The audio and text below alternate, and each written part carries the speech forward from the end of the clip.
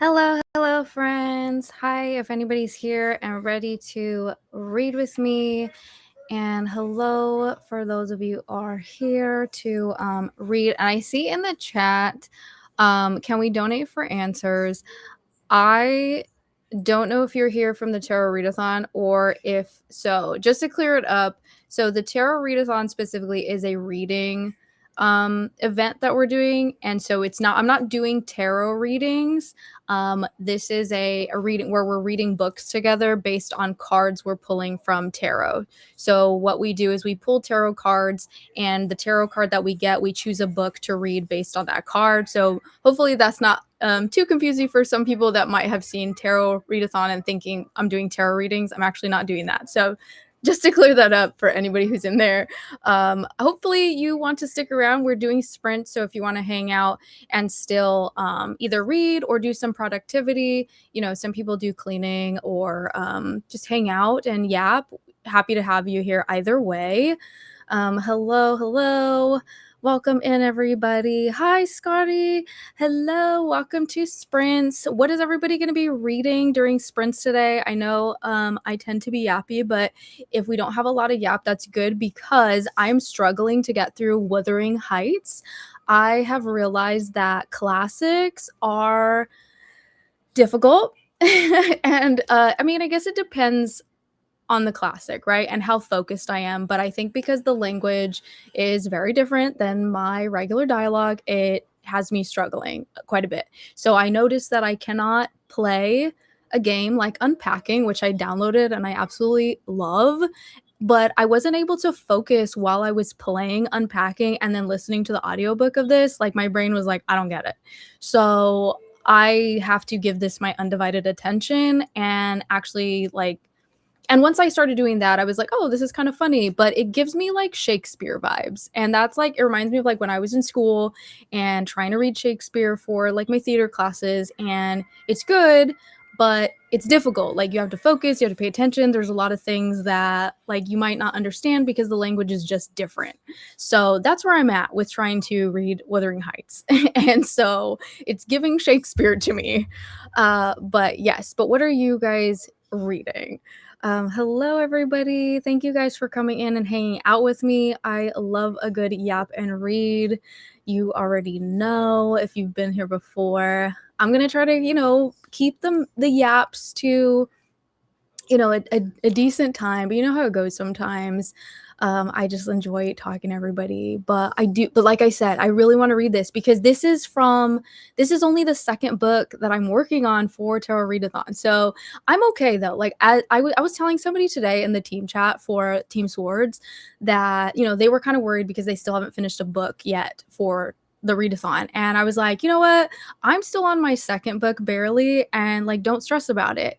Even though Tarot Readathon is a competitive team-based readathon, to me, Tarot Readathon gives me personally very chill vibes. Like, I just love this readathon because I'm like, I'm going to just read to how I'm feeling. I just want to like pick a card when I'm ready to pick a card, take my time on the book, enjoy it, take my time. It doesn't feel like a readathon where I'm like, like hustling to get a book in, like go. Like it is what it is. If I take the whole month to try to get through this book, then so be it.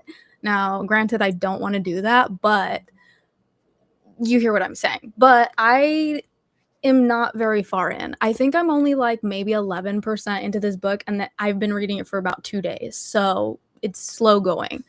But that's where I'm at. Hello, ready to get some reading done, 40% into atmosphere. Nice. Whitley, hi. I need to catch up on some of your videos too, by the way. Like, I miss watching your stuff. I've just been so behind with everybody's videos. It's driving me nuts, but I've just been so busy recently. I haven't even made my own videos, honestly. I'm so bad with just like balancing my time and doing all the things that I want to do. I've just been getting like overwhelmed, but I don't know. Not in a bad way. There's just so many things I I want to do like so many fun things. I want to watch everybody's videos. I think that's hard too. Like once you make like more and more friends in the community and you find like so many booktubers out there, it's like, oh my God, how do I make time to watch everybody's video? Like I want to watch everybody's videos, and then I want to watch like every single video from everyone. You know what I mean? Because I'm like, I want to support my friends. So please, you know, some grace. I need to give myself some grace because there's just not enough time in the day. But just know that, you know, if you have videos out there, they're probably all on my like watch later list. Hello, lovely Bo and friends. Hi. How are you all doing? I'm currently reading Gloam, Monstrous Book 4 by Lily Mayne, and At Bertram's Hotel by Agatha Christie. Those sound really fun. I haven't read either one of those books, but I know I've heard, you know, obviously Agatha Christie, that's going to be like a fun mystery book, so that's exciting. Going to be finishing up an arc tonight. Ooh, productive, but also packing up my stuff for tomorrow's demo day. Oh, okay, you're busy. But good on you for getting through an arc because couldn't be me. Hello. Starting Yellowface tonight. That's another one that's on my TBR. I'm so interested in that book, but haven't gotten around to it. You tell me if it's good and worth picking up, okay? My book is Dead Until Dark for my doubles card. Ooh, nice. Oh, that's another thing too. I was originally reading this for the weekly challenge from last week, and I was like, oh, that went out the window. And then this doesn't, I'm pretty sure this does not fit for the Swords weekly challenge because we got, what was the card?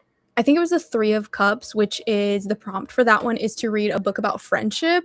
And I was like, I don't know about Wuthering Heights and friendship. I don't think that applies at all. These people are all so rude, so hateful, like already. Like we just started and I was like, why does everybody have a stank face on? Why is everybody like so mean to each other like right off the bat? Like what is happening? So I don't think this is going to count for my weekly challenge for Team Swords, but that's okay. I'm going to keep trucking with it. Wuthering Heights is an especially difficult classic. Thank you for validating the difficulty that I'm feeling for this because I was like, this is tough. Like so many people have read this because of all the hype, like when the movie came out, right? So everybody's reading it, and then I'm like starting it, and I'm like, am I dumb? Like, why?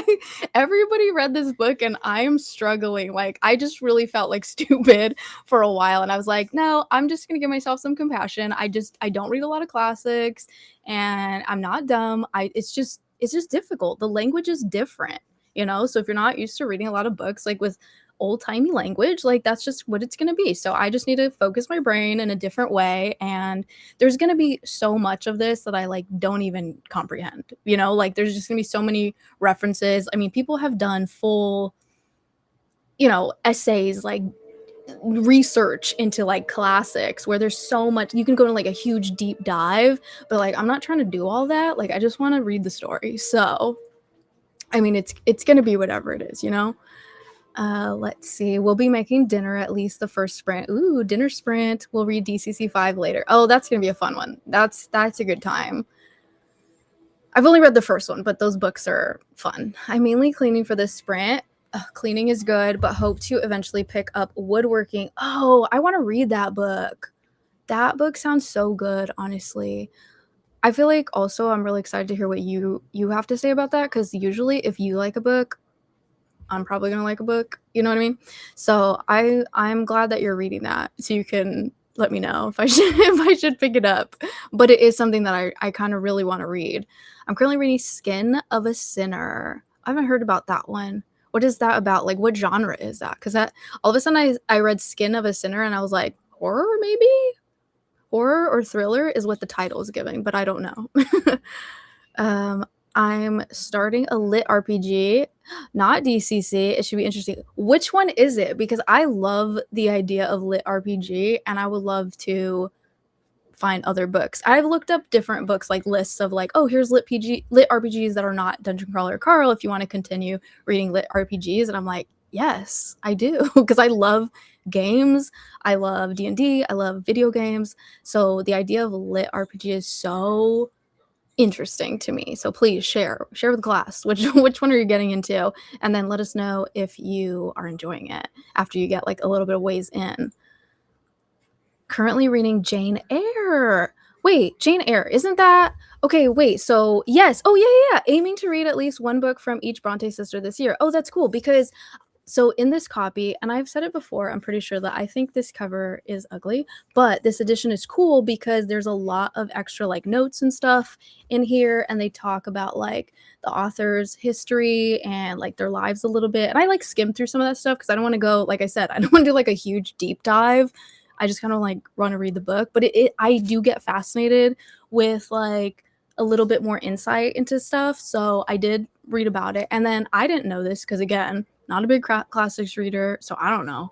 But yeah, so for anybody else that doesn't know, it might have just been me, but Charlotte Bronte, who wrote Jane Eyre, is the eldest sister to Emily Bronte, and I think they had two other siblings as well. But that's so cool that you're also reading a classic from a Bronte. So that's awesome. We'll both be reading together, maybe struggling together. I don't know if you also are struggling through these classics like I am, but yeah, maybe you can just help me with some of this stuff. If you've already read it, let me know what's going on, because like there was like a part in here like I just didn't expect it. I think I need to throw all my expectations out the window with this book because everybody goes and thinks it's like a romance, and I was like, I don't even think this is a romance. But again, I'm only 11% in, but I don't know if this was marketed correctly. You know what I mean? So I don't know. We'll see. I have work until 4:30, but I get to read for the rest of the shift. Oh, nice. Love that. I love reading at work.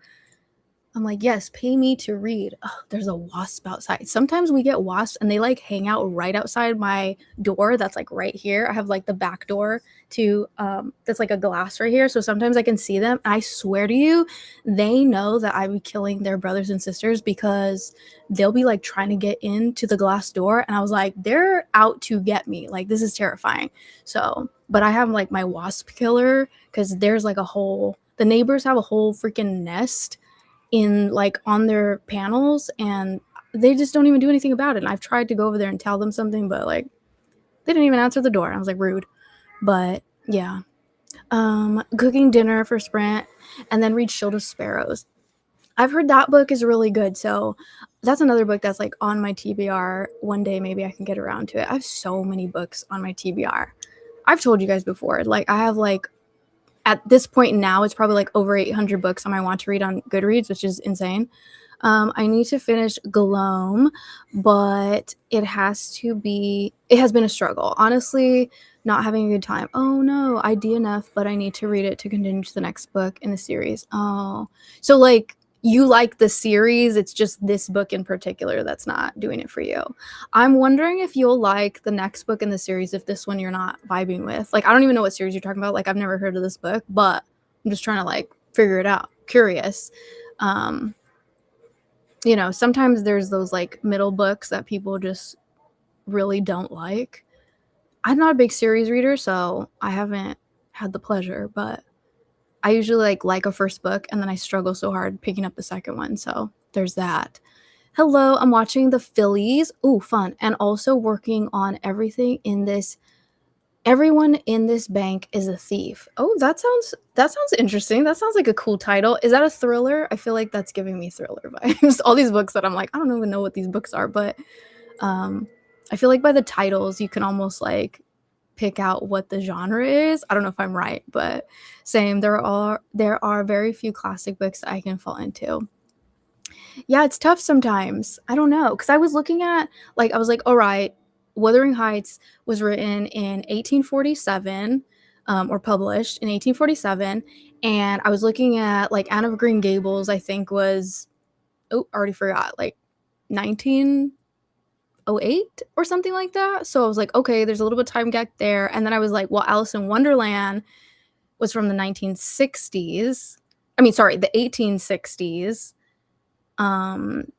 So and I read that just fine. And then there was another book that was like 1860 something, 1868. Oh, Little Women, but I haven't read that one, but I want to. But I can't use that as a comparison because I haven't actually read it. But yeah, I was trying to see like, is it the year? Like, is it just written too long ago? But it might just be her writing, like people just write differently, even if it's modern language. Sometimes you just vibe with it and you don't. So I think her writing is just a little bit difficult to understand. I'm not gonna lie. Hey, all, Team Pence here. Hello, welcome to the sprints. Familiar faces. Just got home like 10 minutes ago from work. I just got off of work like 10 minutes ago, so welcome. and yay for being off work. Gotta eat some dinner and then figure out what I'm reading. Cool. Let us know what you decide to pick up once you decide. I'm coming out of a reading slump. Oh, yay for coming out of it. And I've read 9 so far, and I'm happy with my progress, but I really want to get back to a good place mentally and with my reading. Well, good. I'm glad you're on the up and up out of that slump and you're getting back into reading, but definitely like have compassion for yourself. Like take your time, read what you're enjoying. If you're not enjoying, DNF it. Like who cares? Just go at your own pace, and yes, focus on your mental health and make sure you prioritize that, which is something I love about the Tarot Readathon too, is that they have a lot of self-care prompts that we can still get points for. So if we are feeling a little bit slumpy, if we don't want to necessarily read, we can just do one of the non-reading prompts and still feel like we're getting points for our team. So don't forget about those, you guys. Yay, Team Swords. And honestly, fair attitude. I'm feeling competitive after Pence being said to have read the I saw that. But I'm chi with however the month turns out. It's an excited competitive. Yeah, no, I feel same. Like I'm not even worried about it. Like I think it's fun to have the like the trophies and be like, yeah, our team won or whatever, but I mean, it's okay. Like we're doing this for fun at the end of the day, It's all just friendly competition. There's no real tangible trophies or anything. Like, you know what I mean? Like we're good. We're all just here to hang out and have a good time and read or self-care or just read some tarot, It's so chill. Hello, just got home eating a snack, and I think I'm going to read Wild Reverence. Nice. Another book I've never heard of, but you guys introduced me to so many titles that I have not heard of because I barely got back into reading at the beginning of 2025. So there's so many books that I'm barely finding out about books again. So, keep them coming. I have to every time I hear somebody talking about a book, I'm like, probably add to my TBR because, yeah. Hi, everyone. My current book is really short. Ooh, it's short and quick.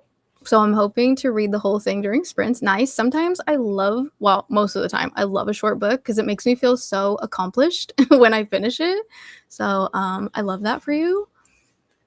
I just finishing up my next weekly TBR video for tarot and amazing readathon. Oh, nice. Wait, TBR video. Wait, what's your channel? Night Dream. Is it? Hold on. I don't think I've even seen. Oh, I gotta look it up. Did you post your video in the share? We have a share socials thing on the Discord, right? I feel like I have to go through that thing and see everybody's videos because I recognize a lot of people's names when we're doing sprints and stuff, but then I don't know who actually has a channel or is posting videos and stuff. I need to go check some of those out. But again, I'm so behind watching videos. It's bo, yay, you make Mondays great. What a really uplifting and nice thing to say. Thank you. That is makes me feel really nice. Yeah, because when I'm hosting sprints, I'm I don't know who's gonna show up or if anybody's gonna be here or if anybody wants to yap with me. So it's so nice having you all come in and have conversation with me. I really appreciate the engagement, hanging out together. It's such a good time. Hazel, hi Emily, can you start over? Just kidding.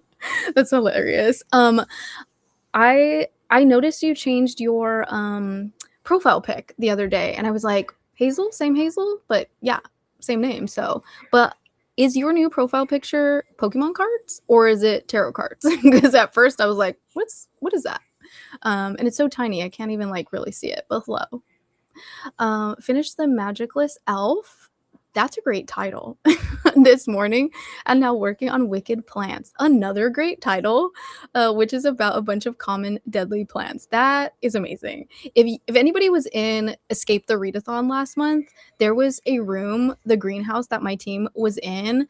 I was team astronomers, and we went to the greenhouse, and there were like monstrous plants that we had to kill to escape the room. And I thought that was so much fun. And that's what I thought of immediately when you said wicked plants. So that is funny.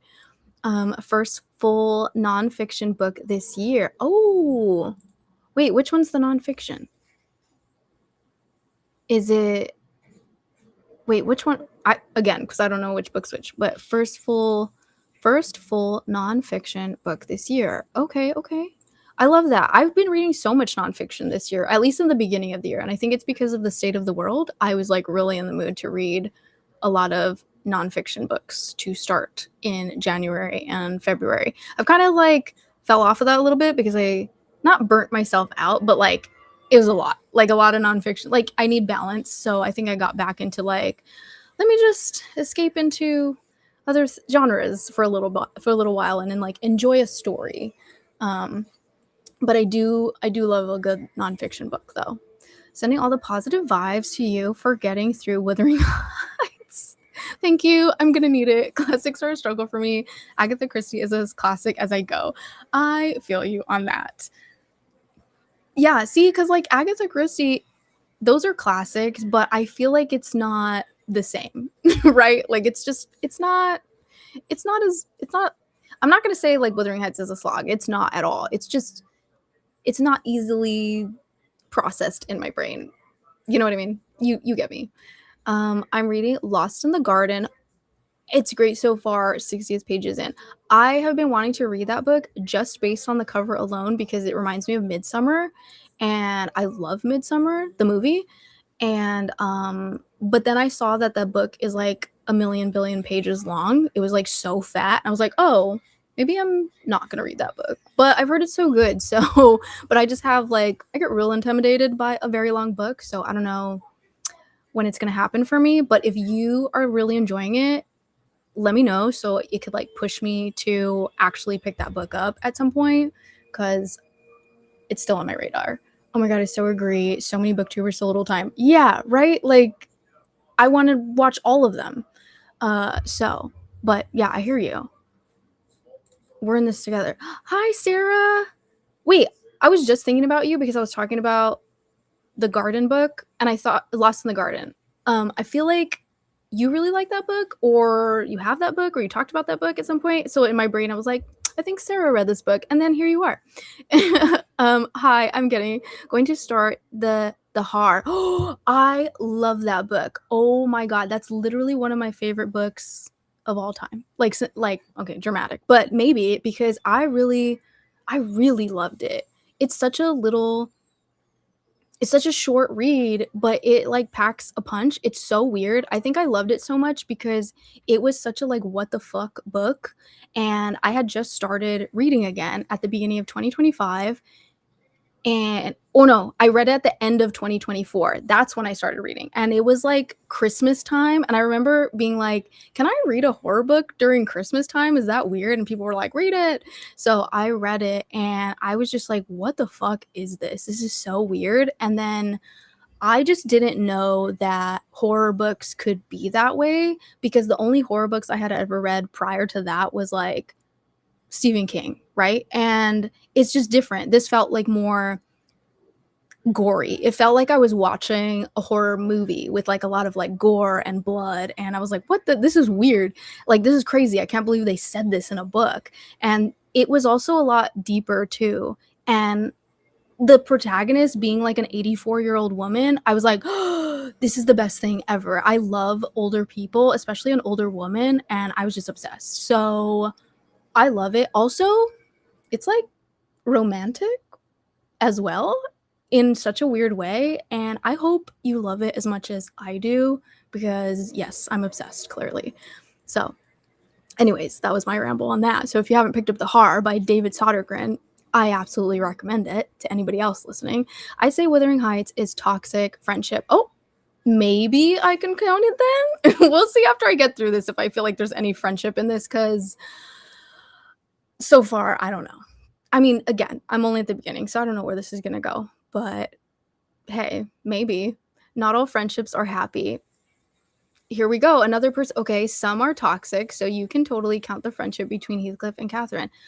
Okay. I mean, hey, if you guys know the story and you're saying there's some sort of friendship in there, like maybe I should listen to you guys because I have not read it. So maybe it will count if I can finish it in a week because like so far it's been a struggle.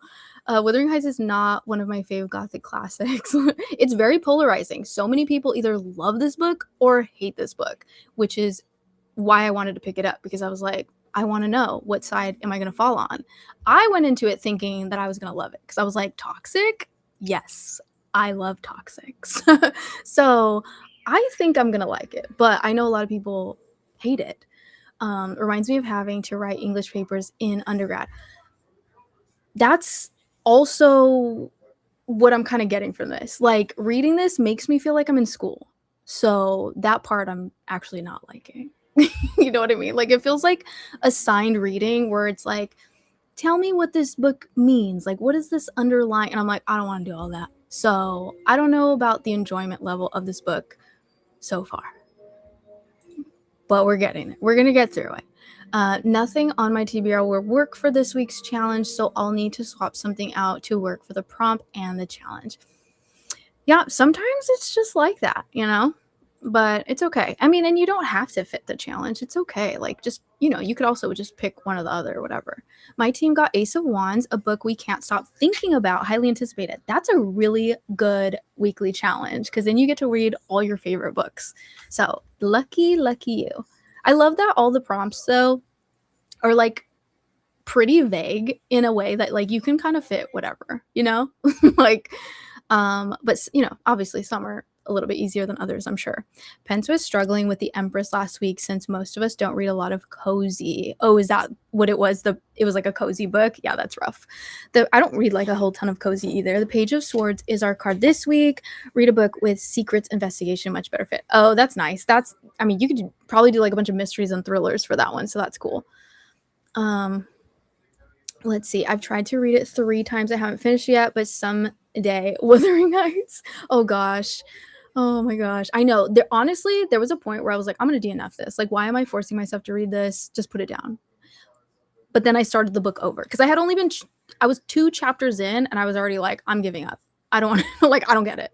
And then I was like, no, start it over from the beginning and give it your full attention. So I stopped playing unpacking and I like only focused on I picked up the physical book and I put on the audiobook and I was like, dial in. And then I was like, oh, it's kind of funny. Like, I kind of like this. So we'll see.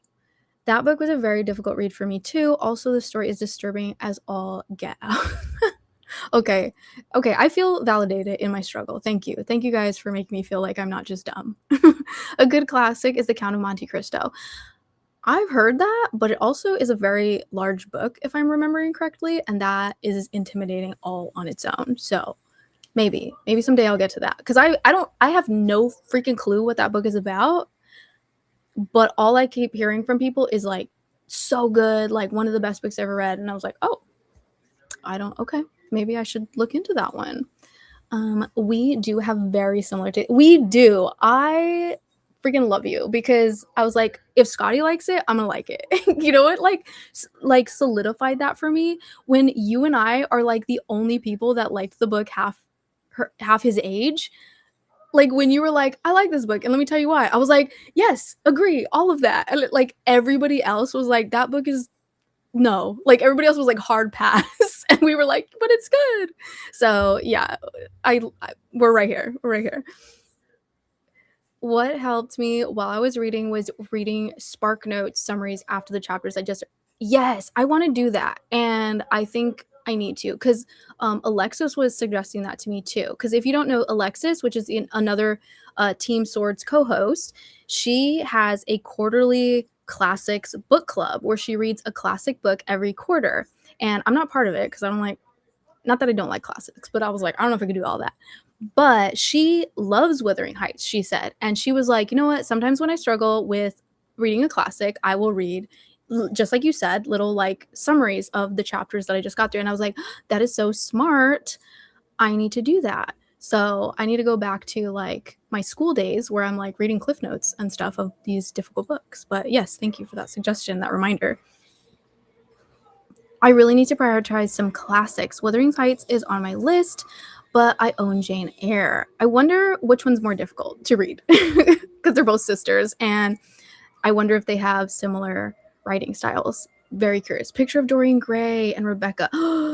Okay, so The Picture of Dorian Gray is my best friend's favorite book of all time, so I really want to read that one, and I think that was like pretty short, actually. I bought her a really beautiful edition for her birthday or Christmas. I think it was Christmas, and she loves it, so I really want to read it. And then Rebecca, I really want to read because I think I love a gothic tale, like a gothic horror. So I never read it, and I think there's a movie, right? I don't know. If there is, I've never seen it, but I think it's a book that I would really enjoy. So one of these days. But yes, I would like to incorporate more classics into my life, but then at the same time, I'm like, why torture myself at the same time? So I don't know. Skin of a Sinner is a dark romance. Oh, okay. I could see that as well. I don't know why I didn't think dark romance, but that makes sense. That checks out. That title fits because I was thinking like horror, maybe thriller, but dark romance. Yeah. All right. Picture of Dorian Gray is so good. Yeah. I can't wait to read it. Someday. The DCC FOMO is real. Yeah, that's why I ended up picking up. But also, I felt like I was going to love it because I like games. So I think you should absolutely read it. I condone that hype. It's taking all of my strength not to start it. I have too many ongoing series already. I need to finish some of those first. That's fair. But like I said earlier, I have no problem starting books and then just never continuing the series. So I'm like real bad at that. I read the first book and I'm like, cool. And who knows when I'm ever going to pick up book 2. But, it's fine. It's a self-published called Nousecraft World 1, The Zombie Apocalypse. It's been reviewed by a bunch of booktubers I watch and they loved it. I will let you know how it goes. That sounds cool. Ooh. Now I have to look that up because I think Lit RPG is so fun. So I hope you love it. If a lot of other people loved it too, hopefully it's worth the hype. Love Picture of Dorian Gray. Yeah, I know. She keeps like hyping it up for me. So one of these days I have to pick it up. It's a mystery series. Everyone in my family has killed someone in the series. Wait, what? Everyone in my family has killed someone. Is this? Oh, I was like, wait, what? I thought you were talking about your own family. I see. That's interesting. I haven't read a good mystery in a long time. So that's another thing I would like to do soon. I used to love mysteries as a kid, so I need to try that again in my old age. Yeah, the series is great. It is a dystopian monster romance. Oh, I have never read a monster romance. So each book follows a different couple. This book is just not working for me. Do not like the human. Oh, yeah, see, I get that. Like when you have those not interconnected. You said it. Like the ones, the series where it's like a lot of like romance do that, where it's like every couple is a different book. I mean, it's hit or miss because if you just don't like the two main characters, like that book's just not gonna work for you. And that happened to me when I was trying to do like a romance series, and I just couldn't stand the rest of the books. But the first one was so fun, and then yeah, I get you though. So that's tough. But I hope you like the rest of them. Just DNF that one and move on. Go to the next book. Oh, might have to check out that. Oh, yeah. Right? She's making it sound good. I can read Tolstoy and Alcott with no problem. I think it's the metaphoric Gothic writing that I was like, ugh, kill me now. Yeah, feel that. I hear you. Oh my God, I love that series and will forever be my favorite. Hello. Can you answer a question around the weekly team card? Now that the second card has been drawn, can you still submit a book with the first card? No, you can't. So the weekly cards are only active within the week that they were pulled. So once you're on to the second week, that first week is gone, no longer available. Hopefully that's clear enough, and I don't need to go into more detail. But if you do have a follow-up question, ask away. Can we do the non-reading prompts more than once? No, that's another thing. You cannot do that. You can only submit once for them. I mean, you can do them. You can do those things as many times as you want, but you can only get points for them and submit for them one time for each one. That book looks like fun. Yeah, I posted in the social. Okay, perfect. I'm gonna have to go and look for your channel after. Oh my god, I love When too. Oh, this is okay. Everybody loves this series that I need to apparently look up. Need to read a book with blended genres, and my copy of The Unicorn Hunter just arrived. I was like, person pink swaying hair. Why doesn't it show the emoji? But I'm just picturing like a person, like I don't even know what the emoji is supposed to look like, but that's funny. It's so funny when they like write it out like that. The Unicorn Hunter, I've heard this title before and I don't actually know what it's about, but the title alone, I'm like, love anything with a unicorn. So I don't know what that actually is, but sounds cool. Sufficiently Advanced Magic and Unsolved Cradle series are 2 lit RPGs I've been meaning to read, and How to Defeat a Demon King. Ooh, there's you guys, you know, a bunch of like lit RPGs that I never even heard of. In 10 Easy Steps is one I love. Nice. I'm gonna have to ask you guys for like write me a list. Send me a list. I wanted to read that book. Oh, I can't remember the name of it. I'm so bad like when I'm like in the spot trying to recall books, but something like She Kills Monsters or something. I don't know. But there's another book that like sounds like that. That is kind of like lit RPG series, I want to say. And that one sounds really good. It's pink foil tarot cards. Ooh.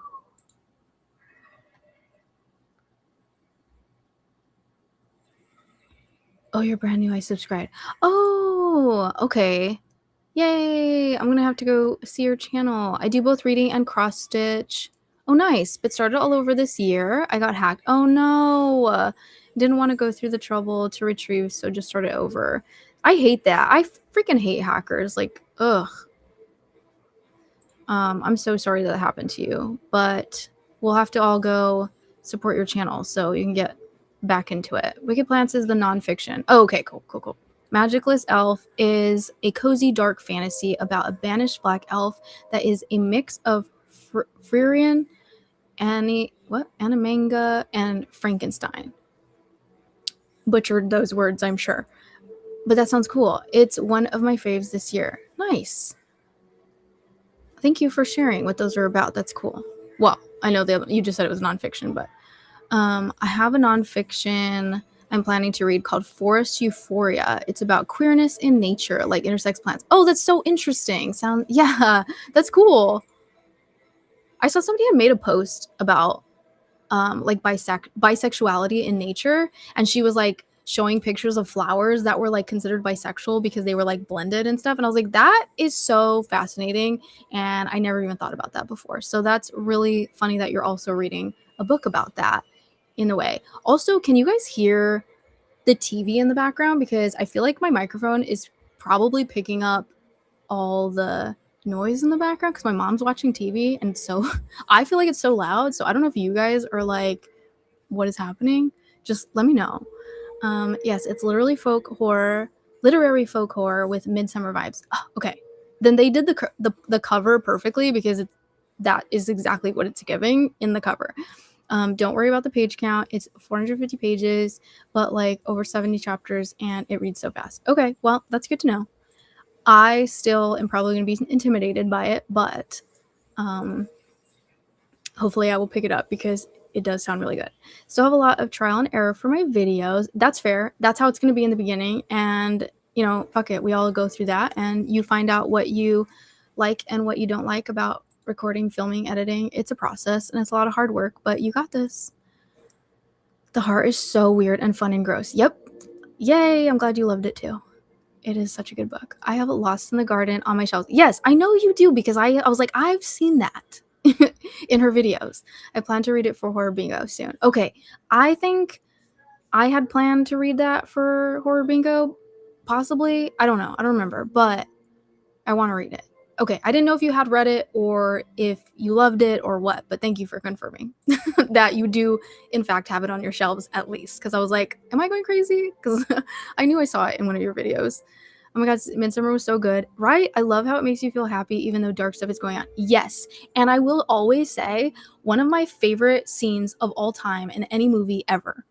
especially a horror film, but just any movie ever, is the one where she's crying and all the women surround her and they're all just like crying together and breathing and wailing and just like that camaraderie of that, like it gives me chills. Oh my god, just talking about it, like I would love to do something with that, like that with a bunch of women just embracing each other. Like the amount of like support that was in that scene was so impactful for me. Like one of the most beautiful things I've ever seen in my life. Like she was feeling so much pain in that moment and they just were like, girl, let it out, and also we'll cry with you.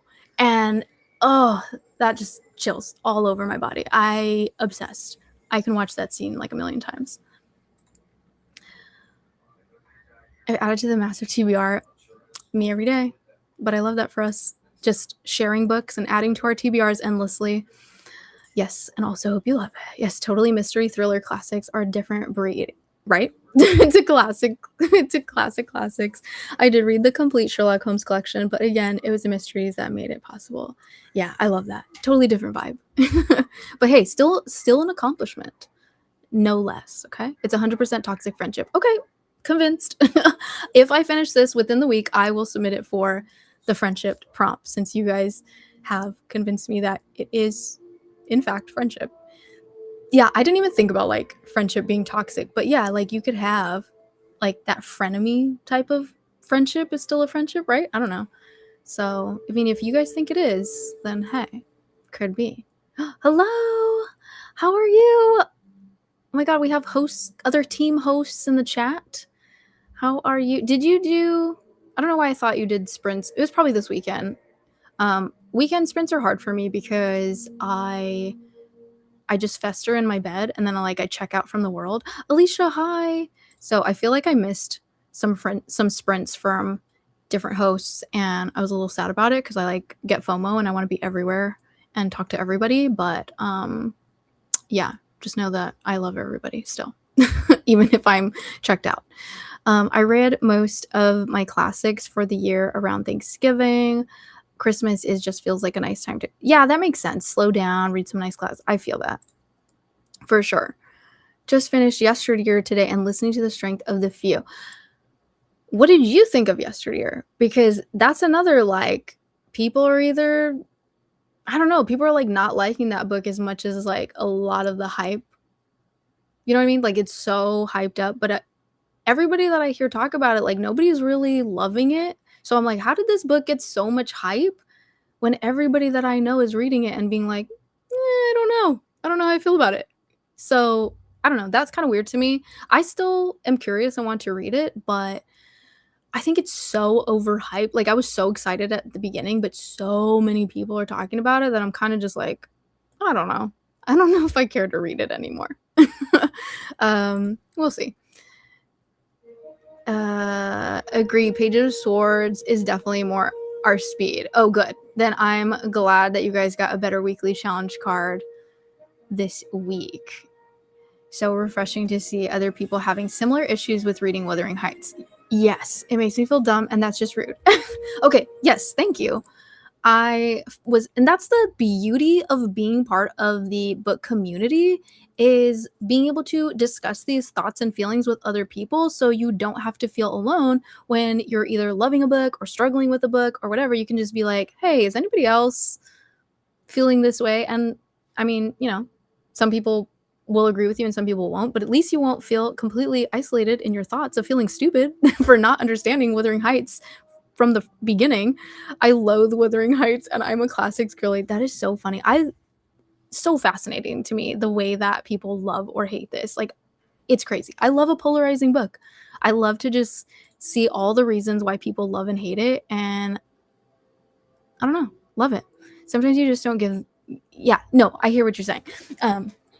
Yeah, sometimes a book works for you and sometimes it doesn't. So I'm still curious to see where I'm going to fall with this. Am I really behind in comments? I know, like, if you've been here before, you already know that I talk for like a freaking hour before we even start like one sprint. So I feel like you just got to know what you're getting into when you come here, right? But I swear we are going to read because I do want to try to get through this book at some point. And I do want to do like 45-minute sprints so I don't fall asleep for the full hour. You know what I mean? So, but we'll get there. Let me get through the comments. I'm reading Jane Eyre this fall, and I think I'll enjoy it more. The different writing style alone will help, I think. Is it different, though? Because, and I'm not trying to be like, oh, they're sisters, so it's going to be the same writing, but like, I don't know. Because there's like an intro from Charlotte, right? Is that her name? Bronte? Charlotte Bronte? I don't know. There's like an intro with her writing, and she talks, she does something. I think it's an introduction, something. But her writing wasn't much better for me. So I don't know. You let me know if it works better for you. Count of Monte Cristo is so good. I feel like it reads a lot easier than Wuthering Heights. Okay. That's a good thing to know. I haven't tried Half His Age. I'm curious what you would think, because I feel like we have similar vibes too, but I don't know. I'm trying to think like if you would like it. Maybe. I don't know. Maybe. Count of Monte Cristo is basically an early version of The Great Gatsby mixed with the movie Sweeney Todd. Oh, I love Sweeney Todd, so yes. Also, Great Gatsby's good too, so. Okay, maybe I will like it. I agree. Half His Age is good. My only gripe was the FMC reading too old, aka author insert, but I thought the story was good. I hear you. I hear that. I do hear that. But I don't know. I kind of liked it because when you're a teenager, and this is not for everybody, but a lot of times teenagers will like think they're older and more mature than they are. So I don't know. I liked it. Like, I felt like it was spot on to me because I was like, oh, she sounds like a kid who thinks she knows everything, but she doesn't. Like, she's so naive, but she thinks she's so much more mature than she is. So I don't know. I just have like different opinions about that book. Like, I loved it. So much fun, lots of action, good plot. I forgot what we were talking about that book. Hello, welcome in. I loved Rebecca, and I liked Doreen a lot. Beautiful writing. Oh, good. Okay, I'm getting like a lot of classic recommendations here in this sprint. Rebecca's fun, very twisty psychological thriller. Love that. And it's not as old as something like Wuthering Heights. Okay, so language is more accessible. Okay, perfect. That one will probably vibe with me so much more, especially also it's like, it's a horror, so I think I'll just like it better. Jane Eyre is one of my faves. Ooh, that's another one where I like don't even know what that book is about. I just know it's out there. Don't forget to hit the like button. Oh, yeah, thank you. Yes, please, thank you. Don't forget to hit the like button, everybody. I appreciate the love and support here. Listen, I love a first book in a series, right? Same. I love a first book in a series. If I don't, maybe not always getting around to the second one, it's fine. Now, I don't know which one to start with because y'all are making me excited to read all of it, right? Like, you gave so many great options, but I'm going to throw my opinion out there and I'm going to say Rebecca. So you don't have to listen to me, but that's my vote. Okay. So that's my vote. I'm going to vote Rebecca. If anybody has a different vote for Sarah, let her know. But like, wait though, because I have to start sprints at some point. So don't like bombard the chat right now. Maybe we'll do a poll for her if she wants it. But I was like, oh my God, how far behind am I, guys? I feel like I'm always getting to the point in the comments where I'm like, okay, everybody stop talking so I can catch up. So like, let's do that so we can actually start a sprint. But you know how it is when I'm start to yapping. Ooh, Picture of Dorian Gray. I do want to give that classic a try because I've heard good things. Same. I asked Noelle and she said that you have to read the book within the week. Yes. Oh yeah. That was the answer to that question that was asked earlier. Exactly. I love the intrigue build-up draw the book as well. I'm gonna start skimming a little bit. I watched the National Theater at Home version of The Importance of Being Earnest and loved it. So now I need to get really into Oscar Wilde. The Unicorn Hunter is a fantasy version about medieval France and Britain, I think. And Brittany? I think Anne of Brittany is it was a real person though, and she's the MC. Okay. I'm not well educated in any of that, so I don't know what you're saying, but love that. I love a historical reference, and usually when I run into things that I'm like, I don't know what this is about, that's when I will like pause and like do some research because I get fascinated by things that are based off of real people. And so I love historical fiction, because I'm always constantly like learning new things when I pick up a historical fiction. So I love that. So that's awesome. For lit RPG, you might be thinking of He Who. Thank you. I knew somebody was gonna put it in the chat. I was like, just say what you think, and somebody's gonna give you the actual title. Thank you. That's exactly what I was thinking. He Who Fights with Monsters. And yes, I've heard that is really good. I have that like written down somewhere, and it's also saved to my TBR. But yeah, I heard that was really, really fun. With the Monster series, I love the first 2 books, but Sally book 3 and this one have not been great. That's such a bummer. I think it's hard to DNF when I'm over halfway through. Oh, yeah, that's hard too. And then especially if you're like wanting to continue the series, so you're like, okay, but what if they reference something in the book and then I didn't finish it? So I don't know. At that point, just get the audiobook and put it at like 2.5 speed and just be like, yep, skim through it. I mean, if you can understand the chipmunk at that point. Frogs have been known to switch sexes if there is a shortage of males and females. That I did know, and I think that is also fascinating. I love that stuff when just learning about different things in nature or history or anything like that. I can't really hear the TV in the background. Good, because it's so loud for me, but I'm really hoping that you guys cannot hear it. I hear just you. Perfect. Thank goodness for that. I can hear it a little bit, but it's not bad. I think that when there's like loud moments, like because of course she has to be listening to like the most action show right now, and there's like I'm literally looking at it and there's like an explosion happening on the screen. So I don't even know what she's watching, but it's something crazy is going on over there. So if you hear it, I apologize. I read The Sacrifice by Rin Chibreko today. It's plant horror, it has friendship, and it was really good. It's also free to listen on Audible. Oh, that is cool. I think I actually heard about Lost in the Garden from you, Sarah. Thank you. That's what I was saying. I'm pretty sure Sarah talked about it at some point. I swear. Oh my god, yes, that midsummer scene was incredible, right? That's why people join cults so easily. The love bombing is real. Seriously, like if I love a cult.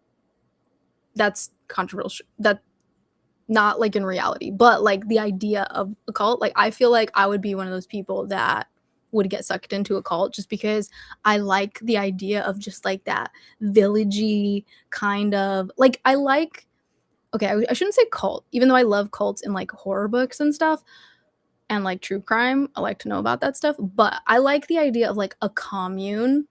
So not necessarily like I don't need the bad parts of the cult, okay? I don't need like no crazy narcissist person running things. But I like the idea of like just like everybody living on a commune, like being a family, like everybody just loving on each other and just being a support system in that way. That like just calls to my soul in a way. So I think that is so attractive, and clearly it's attractive to other people because that's why cults end up happening, because people just like want love, you know? But yeah, I don't know. Yay, hearing how much you're enjoying it, Hazel, makes me want to pick up even faster. Right? That's what I'm saying.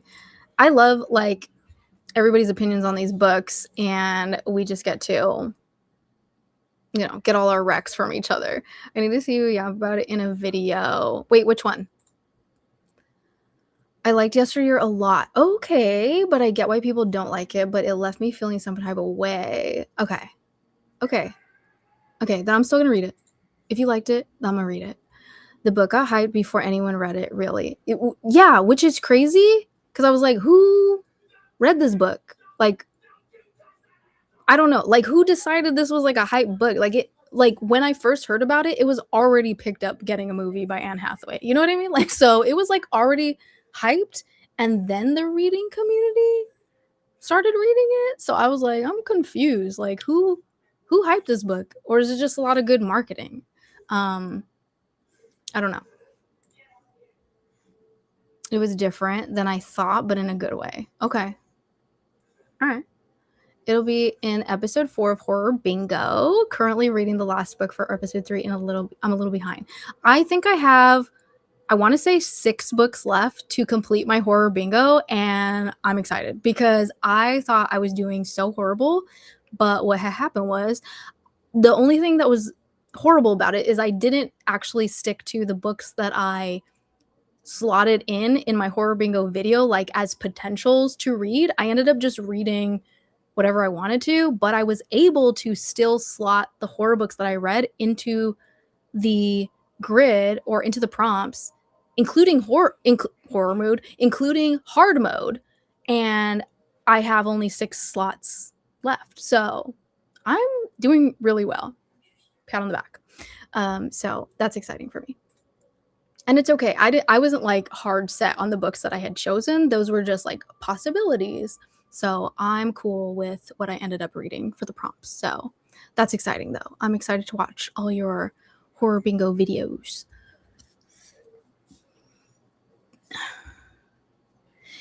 Oh, sorry, I was reading. I was like reading the whole comment in my head.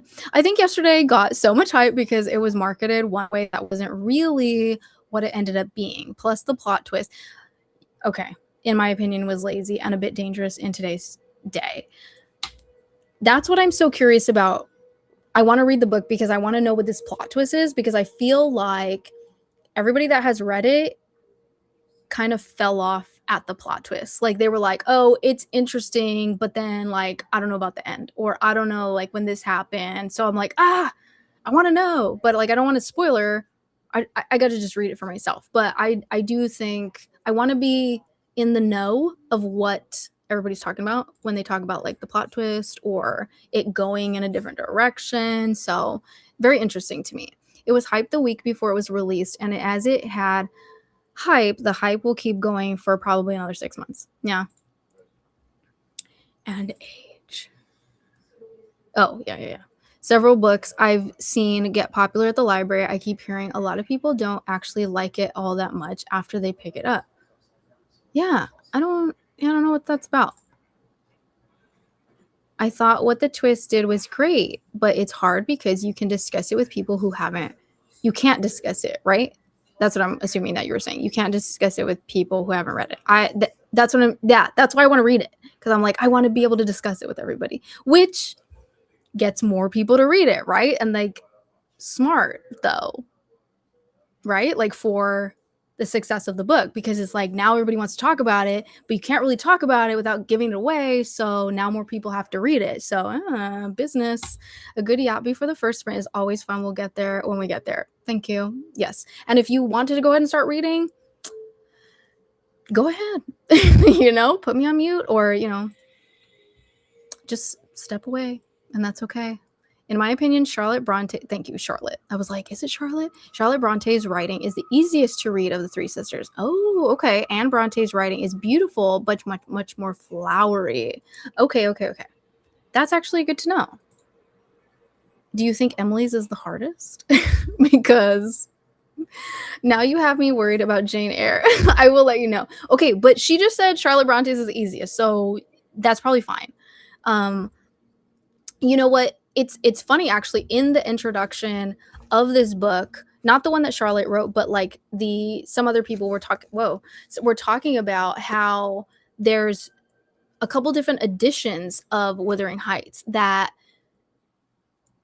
don't quote me, but there was like the original manuscripts, like nobody could find them or something like that, and then there was like a first edition of what they put together of her story, which was closest to her actual writing, and then there's a second edition that got put out that was heavily edited by her sister Charlotte, who took a lot of the writing and like cleaned it up and made it easier to read and understand, but was farther away from like Emily's original voice. So a lot of people don't like that one, I think, because of that reason, and then some people probably like it better because maybe it's easier to understand. I don't know. That's what I kind of read from a little bit of the discussion on it from this that was included in this book. So I thought that was interesting, but the copy that I have is the first edition, the one that's closer to Emily's original writing or whatever. That's what I got from that. Fun fact. For me, I'm curious what type of readers are liking versus hating It's Very Unhinged Woman. That's an interesting take too, because when you have something that's very mainstream, you have so many different readers now reading this book. So yeah, like who's liking it versus who's not liking it versus like, well, that's why I'm curious to hear like the opinions of a lot of the people in the booktube community, especially people that like my taste usually aligns with, like for instance you know, and you know, you're saying you like it, so I feel like I have a better chance of liking it if it's something that you like, you know what I mean? Not that we're like always in sync, but I feel like there's a better chance, you know what I mean? Like if somebody that you know that you vibe with reading style wise, but you know, it's hard to say when like so many people are reading the same book and it's like, well, what do you usually read? Like, you know, I think the only reason I didn't like Half His Age is I love My Dark Vanessa. I want to read that one as well. That's been on like high on my TBR so much that no other book in that trope can even come close to that one. So I gave it a 3. That's fair.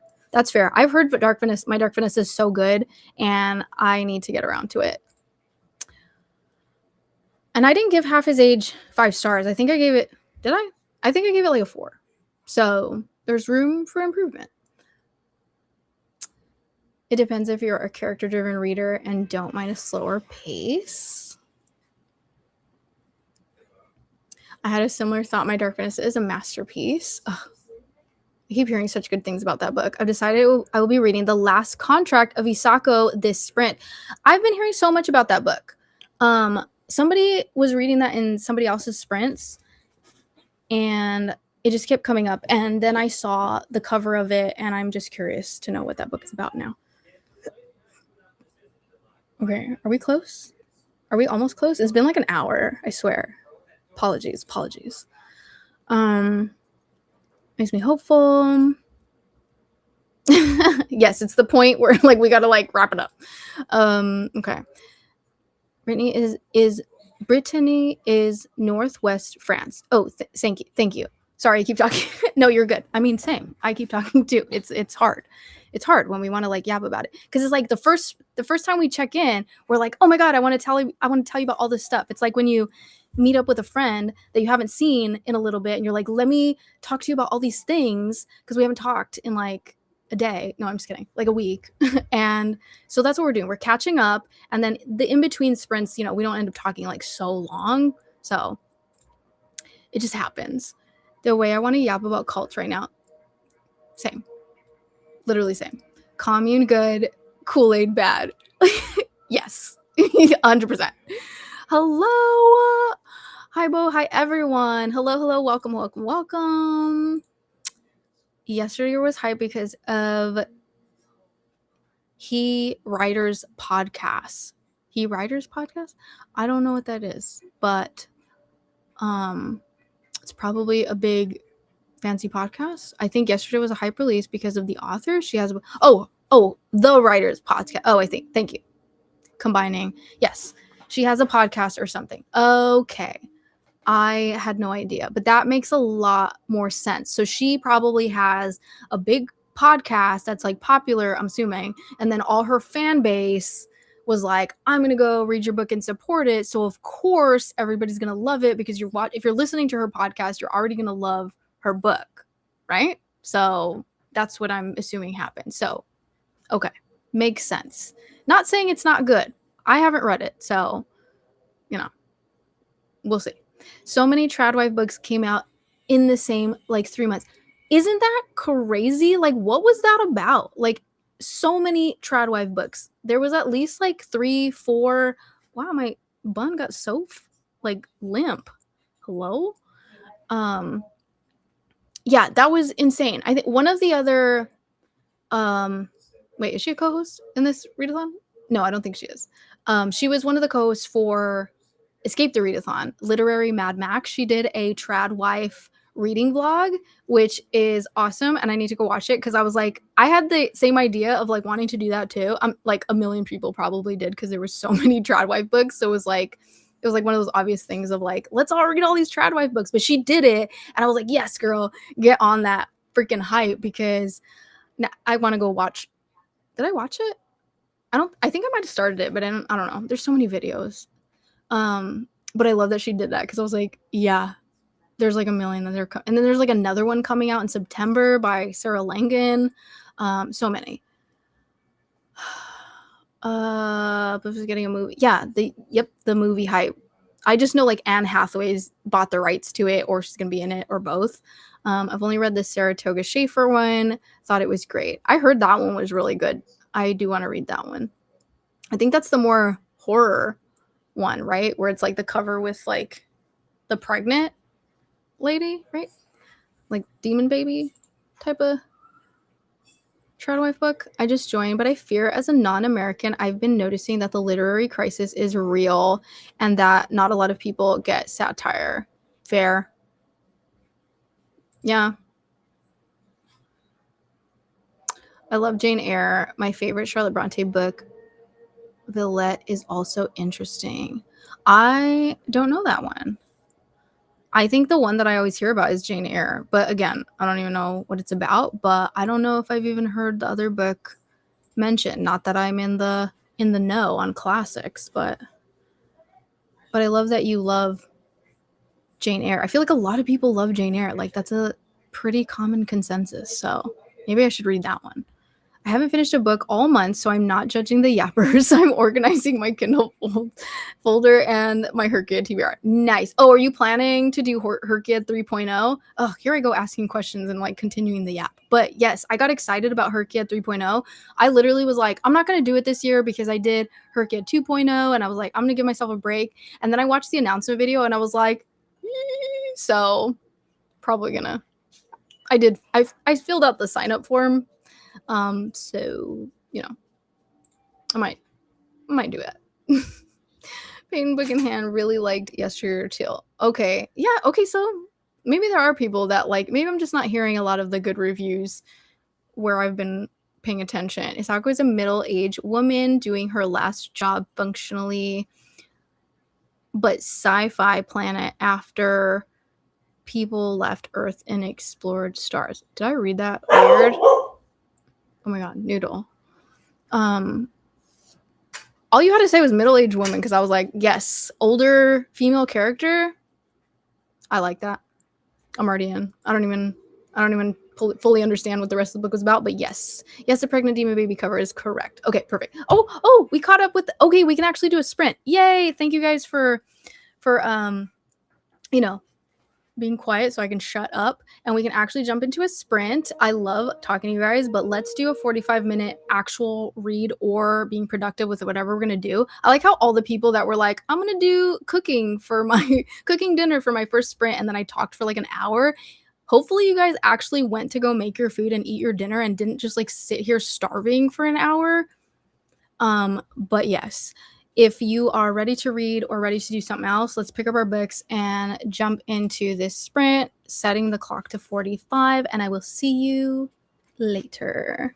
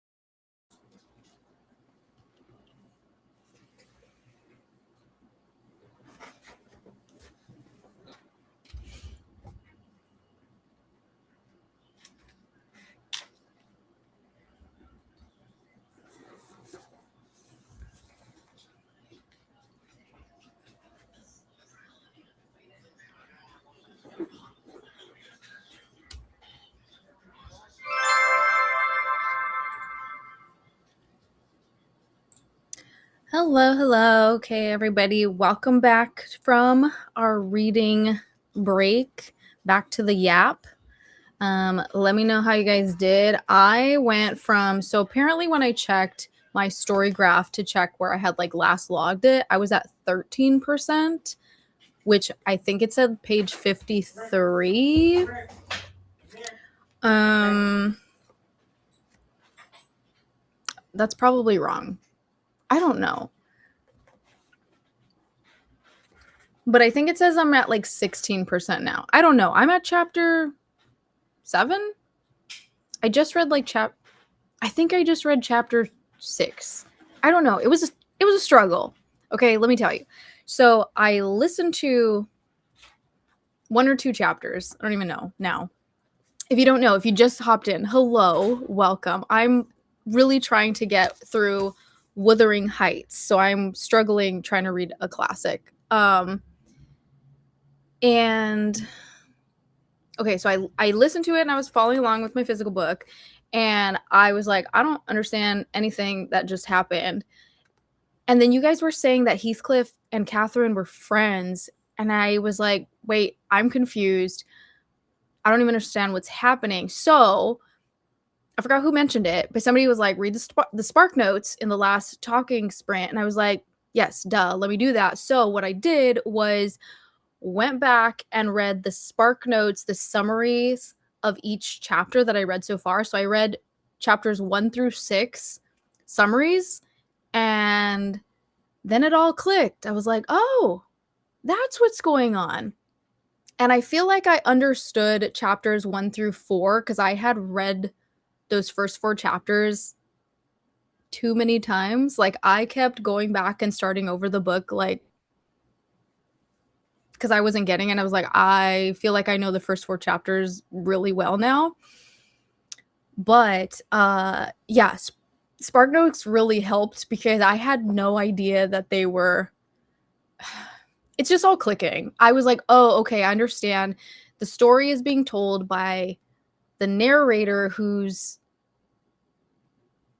talking about people, but he wasn't there. So it's like talking about their past. I don't know. I don't mean to go into a whole thing. I'm just trying to like gather my thoughts about it because I'm like, oh, I get it now. Heathcliff was friends with Catherine, but the older Catherine. Another thing that's really helping me is they have this. I have a bookmark here because I keep going back to it. They have like a family tree or whatever of it, they call it a genealogical table of the families and all the people that are in the story, or at least like the important characters. I'm like, oh, this is helping to kind of refer back to who's who and what we're talking about. And so I was confused this whole time. Like when they were saying Heathcliff and Catherine has this relationship in the very beginning of the book, I was like, Catherine's his daughter-in-law. Like, what are we talking about? Because she's like 20 years younger than him. I'm so confused. So I think it's making a little bit more sense that his friendship or relationship or whatever is with the older Catherine. I don't know. Again, I'm still at the very, very beginning of the book, so I'm still trying to figure it out, and it's a lot. Like I read, then after I went through the summary of chapter 1 through 6, I listened to chapter 7, tried to understand it, was like, nope, still don't get this one. And then I read chapter 7 in the summary, and didn't I? I don't know.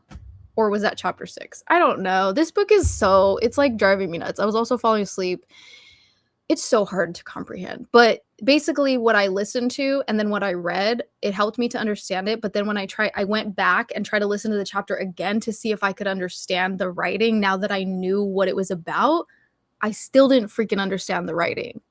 Like if I hadn't read the summary, I would have never I think I need to slow down the audiobook too, because I think I'm just like trying to get through it. So I sped up the audio because I was like, oh my God, I'm like, this is taking too long. But I don't think it's helping me. I don't think it's doing me any favors listening to it faster. You know what I mean? Okay, that's my ramble. That's my update. How are you guys doing? Okay, I'm listening to Amina El-Sarafi. Oh, another author. Is that the author or is that the book? I don't know. But whatever that is, I need to look that up because that's somebody that I want to read. I feel like that's a book or an author that I was like super interested in.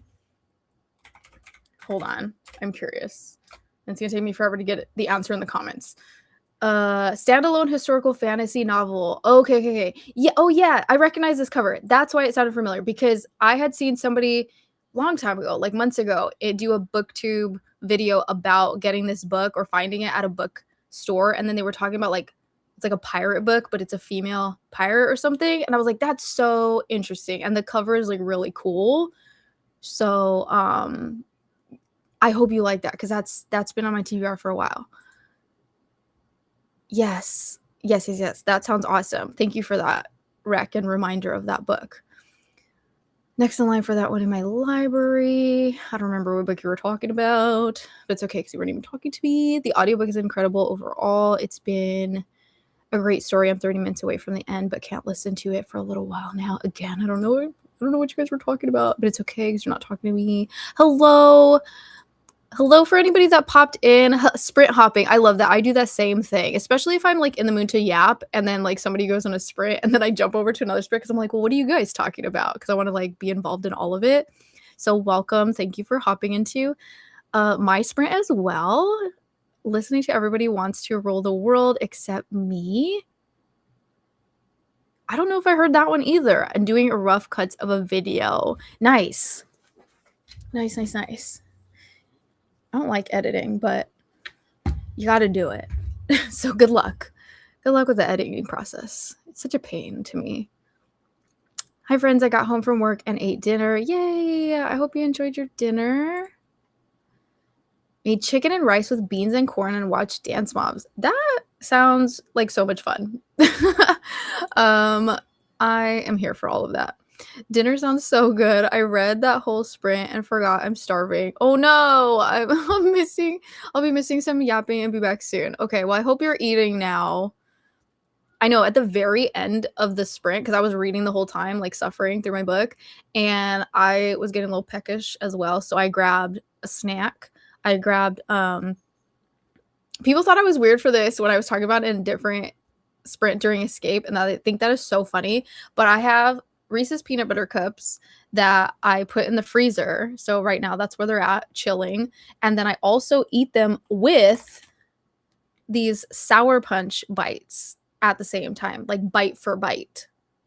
And I love it. I love the taste of like chocolate with something salty, or, well, I guess these are not really salty. These are sugary. But anyways, if it's sugary or salty or whatever, but I think it's delicious.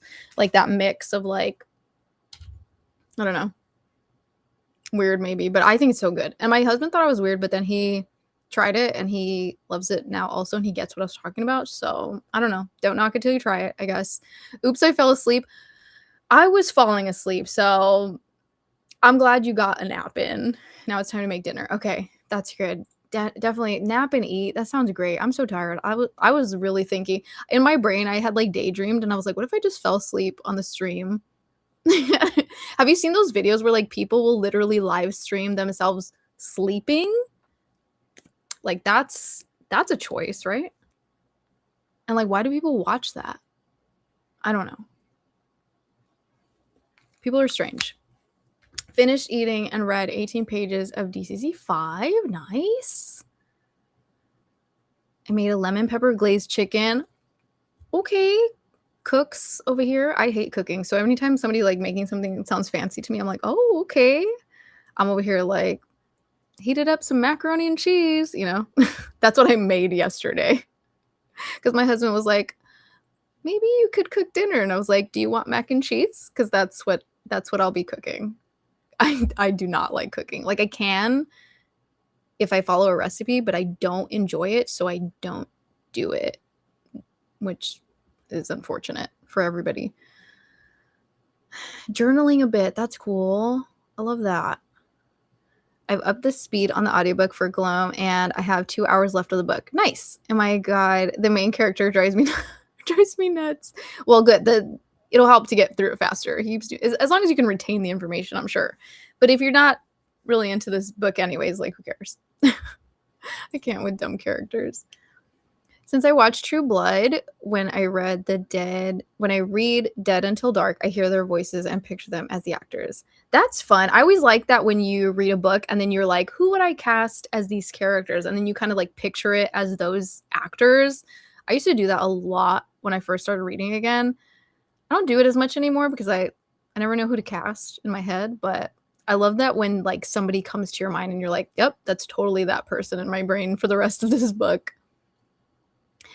193 pages of 513 of Jane Eyre. That is a long book. I have to do the SparkNotes trick for one chapter because what is this man saying? Fair. That's me for the entire book of Wuthering Heights. So good for you for only doing it for one chapter. Didn't read, but now I have to switch to my Kindle, so I think I'll read Hell Followed With Us by Andrew Joseph White. Oh, I want to read that book because I really liked You Weren't Meant to Be Human. And I would just like to read more from this author. And I know that's his YA book. So I know it's going to be like probably a little different, but I just like his writing based off of that one book that I read. But I would like to. That's what I'm saying. Honestly, like I'm struggling. There's a part of me that like is seriously considering it. But I also just like want to know. I want to know. Like everybody and their mom has read this book and I feel like I'm the only person. But then also like I could watch the movies. But then there's so many different adaptations and from what I've heard, like I would have to find one that's like closely related to the book. Maybe I should watch the book first. I mean, watch the book. Maybe I should watch a movie adaptation first so I know what is even going on before I try reading this because I've never even seen any of the movies. So, like, no adaptations. So, I literally have no clue what this is about. But I want to know. I have a lot of FOMO. You know, when things are like really hyped or everybody's talking about something, I'm just like, well, I want to know what everybody's talking about. And it just like kills me that everybody else was able to read it, so why can't I get through it? I don't know. I know we have our different tastes and stuff, but yeah, I'm definitely struggling. If I continue to keep struggling this bad and it doesn't pick up for me, then yeah, maybe I'll DNF because I'm not very far along, but it also feels like let me see. Like this is where I'm at. Okay, so I have like all this left. I don't know. We'll see how it goes. I think in the next sprint, I'm going to start my reread of Vampire Academy for a book club because we were going to compare it to Fourth Wing. Okay. Nice. I haven't read either one. I have Fourth Wing on my shelf and I've never picked it up. But it's there. It'll be read at some point in my life, I'm sure. I managed to get 62 pages into the Lit RPG. It's quite good so far. Oh, that's awesome. And funnier than hell. Oh my gosh, I have to get a reminder of the title that you said because I need to like write it down. You know what sucks too? Oh, well, because I was going to say like, oh, I can watch this back later and like find the book that you mentioned to write it down. I was going to say the comments don't show up, but it's fine because I clicked on it. So it'll be here in the video. Or if you want to write it again and then I can write it down, that'll be great too. Because I know you said it was something new that just came out, right? Is it an arc that you have? Or is this book already published where anybody can have access to it? Slowing down might help. Yeah, I think I need to. Difficult books are hard to understand when sped up. Yeah, it's not doing me any favor. When I started reading this, I had it down to one speed, like just the normal speed because I was so confused. Like I started at 1.5 and then I was like, I don't know what's going on.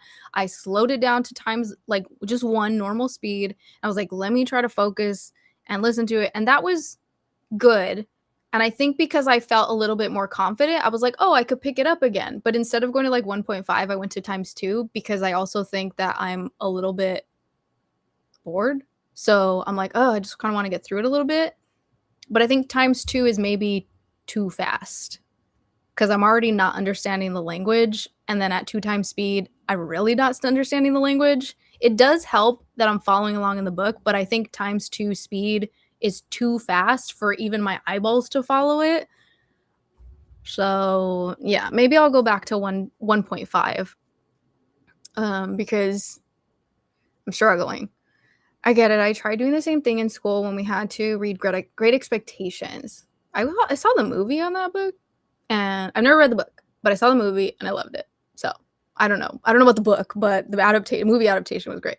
And good gracious, I understood nothing. I had to watch the movie to figure out what was going on. Okay, yeah, like that would probably be me because I don't know, but the movie was good. The only thing I remember from that movie, though, to be honest, and correct me if I'm wrong and I'm totally remembering a different movie, is the water fountain scene. Gwyneth Paltrow, right? And then like, right? I don't know, but like they're drinking water and then like she kisses him at the water fountain, right? Am I remembering the right movie? I don't know. But good movie, I think. My puppy is begging to go upstairs and go to bed. Oh, it's 6. I guess I'm reading in bed. Love that though. I love reading in bed. So I'm a little jealous.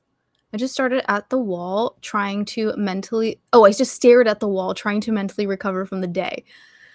Ooh, I feel that. Sometimes you just have to. I'll shower and see if that helps. I just want to read. Put on an audiobook and just sit in the shower or like do a bath. I mean, I don't ever do that, but like I feel like I see other people do that. And I think it's really cute when they like run a bath and they're sitting there with their book like soaking. I mean, couldn't be me, but if you're into that, like it looks nice and calming. I always get grossed out though, like the idea of like sitting on the bathtub. I don't know. I edited a little, but then I had to do mom stuff. Oh, fair. Fair. I talk in my sleep. I could never live stream my sleep. I tell secrets. That is so funny. You know, I didn't think I talked in my sleep. And then literally today, my husband was like, you were yapping in your sleep. I said, what?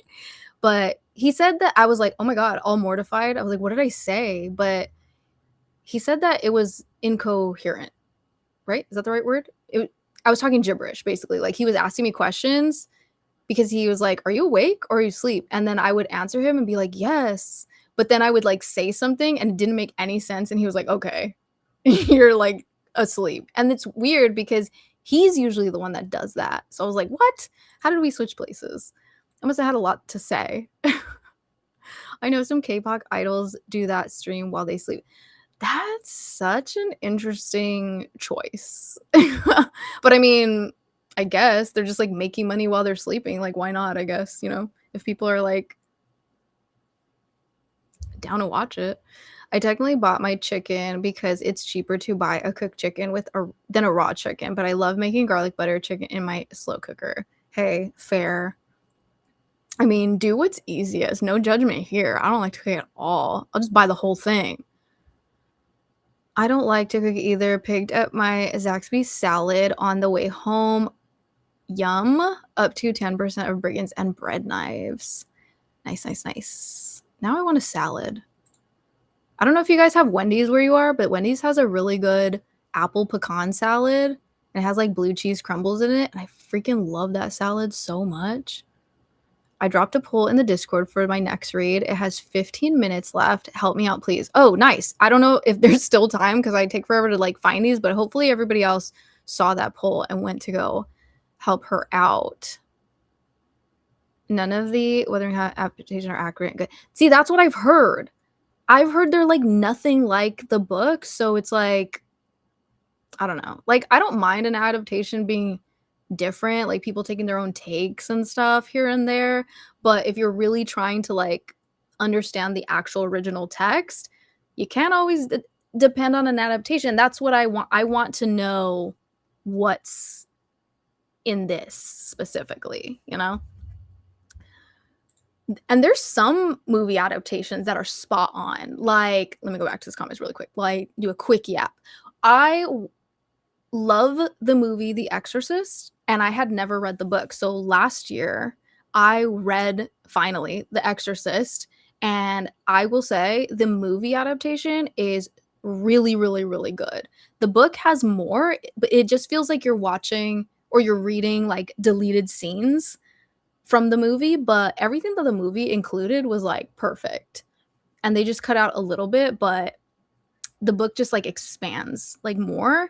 But I think that worked out perfectly because the writer actually wrote the screenplay for The Exorcist. So it makes sense that it was just as good because it almost feels like, well, he wrote the book, he wrote the script. So beautiful movie adaptation of a amazing book.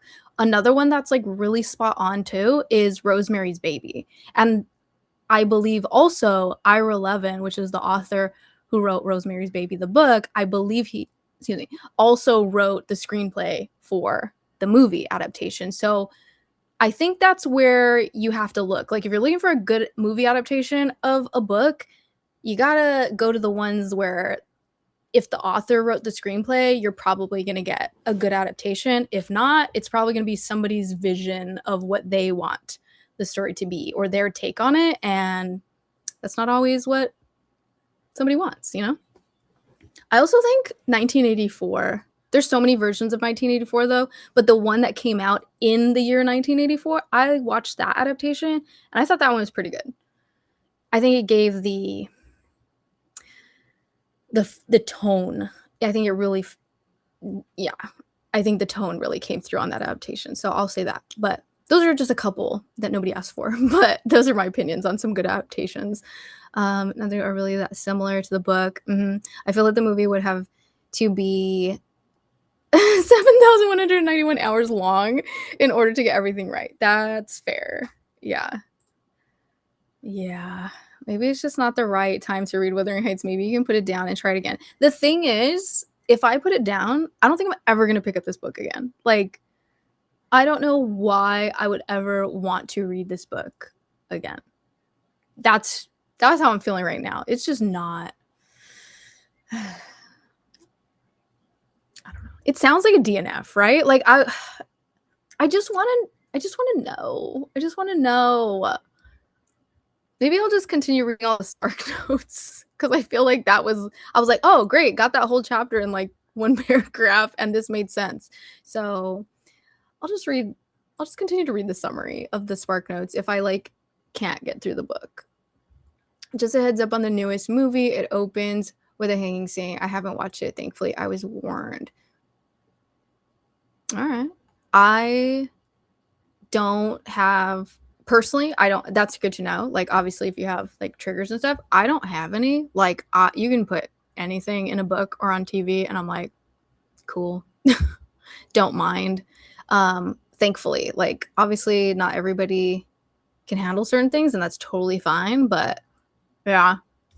I don't think there's anything that could, like... I've seen some shit. And, yeah... Gwyneth Paltrow, but that's all I remember of the movie. Okay, same, right? Like, that was the one part of the movie that I, like, remembered out of everything is that freaking water... What is it called? Water fountain scene. But yes, Gwyneth Paltrow.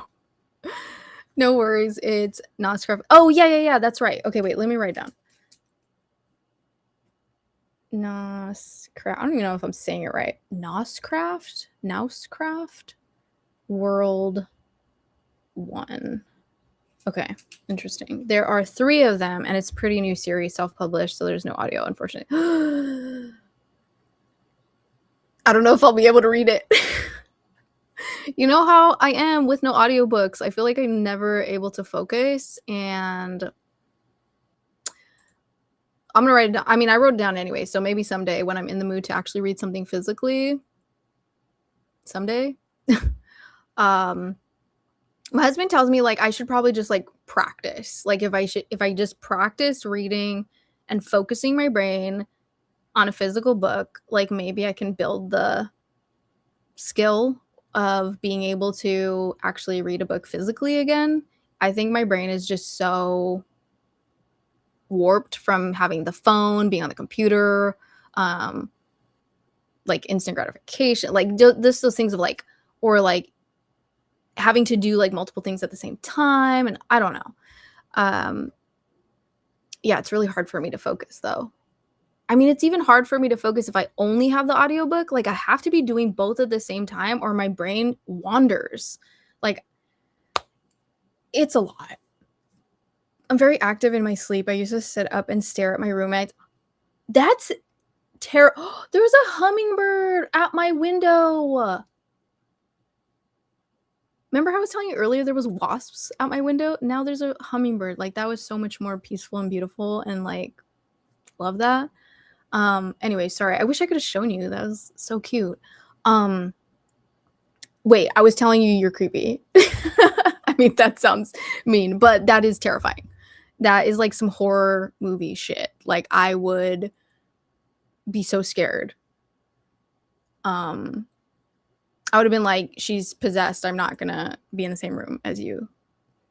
But I also watch too many horror films, so that's where my brain goes of like, oh hell no. Also sing in my sleep. Well, that's nice. Hopefully you have a good singing voice so that you can serenade people. But that is hilarious, actually. That's terrifying, though. I just got approved for Super Gay by Frankie Grande, his new memoir on NetGalley. That's awesome. I want to read that. I did not know he was coming out with a memoir, and I have to tell my best friend that that's a thing. That's awesome. Wait, let me write that down, actually, because I'm going to forget. Super Gay. Why do I feel like that's like so him of a title, you know, like so perfect. I just wrote Super Gay, so I'm not gonna remember what that is. Wait, Frankie Grande. I'm gonna look at that note later and be like, Super Gay. I was like, why did I write that? Oh, they definitely want to watch especially the BTS fans. Yeah, that's interesting. I hate cooking so much. It gives me anxiety. Oh no, I hate that. My mom keeps trying to pressure me into learning to cook her family dishes. Oh, I mean, I get that. Just DNF. I know, I sound like I'm like dying trying to read this book. I totally get like the idea of like wanting to pass on, you know, like family tradition and stuff. Just hold the recipes, hold on to them, just like have them, and then one day you can work on actually making them, but at least have them. But yeah, that's hard. It's hard when like you just don't have the joy of cooking. I definitely do not, so no judgment. I know there are some creators who have video essays about the book. I would definitely watch that. I would have to go back. See, I was avoiding any videos because I didn't want spoilers. I was like, no, wait, I still want to read it. So I didn't watch anything about it. So I'm literally going in like so blind, and maybe that was not a good idea. Because I love going into videos. I love going into books blind and being like, oh, I want to discover it for myself and form my own opinion. But this one's maybe I should have had some like insight here. Maybe you should buddy read it with somebody. Yeah, I need to buddy read it with somebody who actually gets it. Like who like Alexis, who loves it, and she could explain everything to me. Yeah, the only thing that got me through was a buddy read. That makes sense, honestly. I'm gonna buddy read it with Spark Notes. Before then, it didn't bother me. I forgot what you were talking about. What were you saying before? What didn't bother you? Now I have to scroll back. Oh, I had something. Oh, I see. The movie, right? It made it 76 per. I made it 76 per. That was like a whole fumble in my brain. I made it 76% through Wuthering Heights when I found out it was an abridged version. Oh, it's on hiatus until I decide if I want to start over with an unabridged version. Yeah. That sucks because you were like, dang it. But honestly, I mean, if you got the story, maybe an abridged version is better, like for something like this where it's just a lot. But I get it. I always wanted the unabridged because I was like, no, I want to know like everything. I want to know all the parts and all the things. I want to know how it was like originally written. So I get the like desire to want to do that. But oh, I love her channel as an hour and a half, a 40-minute video essay about the book and recent movie. Oh, I would watch her video. I probably saw that come up and then I probably avoided it because I didn't want a spoiler, but I love her videos. She's one of my favorites to watch. But another reason why I was like, I'm not necessarily interested in the new movie because, I mean, I don't know, I'd watch it, whatever. But like, something I don't like that was being brought up a lot that I found out was The casting of specifically Heathcliff, like in the book, he's mentioned over and over again to be a dark man. And I'm like, why'd you cast him as a white guy? Like, what's that about? So that bugged me. Like, I mean, I'm not always like, oh, the character has to be exactly like how they're written or whatever, but I don't know. I think it's different when like the character's written as white, but then you're like, let's mix it up and actually put people of color into a story because there's not a lot of representation, and also their color doesn't actually matter in the book. Like they don't have to be white. They just were written that way. But I think it's kind of like opposite if there's actually a person of color written into a book and then they take them out. Like that doesn't feel right. You know, like there's already no people of color. I want to say no, but there's not a lot already. So to remove it when it's actually included bothers me. So I don't know.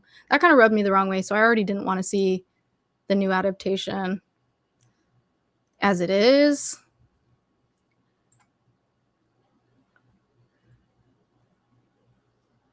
Oh no, Minerva? I'm lost. Yeah, right? I love her too. 700 audiobooks. I feel the same way. You have over 700 like that you purchased? Or I just get them from the library because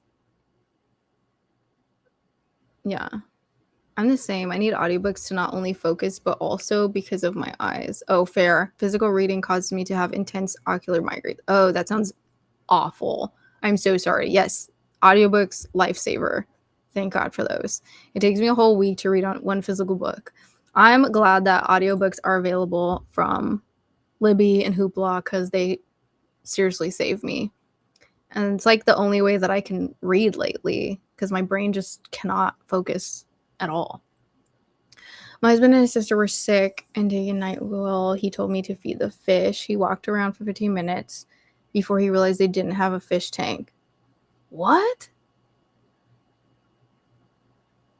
Oh my gosh, that's wild. I'm very dyslexic. I get really bad headaches when I physically read. I've used audio content since I was diagnosed in 2002. I'm so glad that audiobooks are like such a big thing and they're like available for people. I feel like the accessibility for people that want to read but can't because of whatever physical condition of their eyes or like you said the migraines or like you said the dyslexia.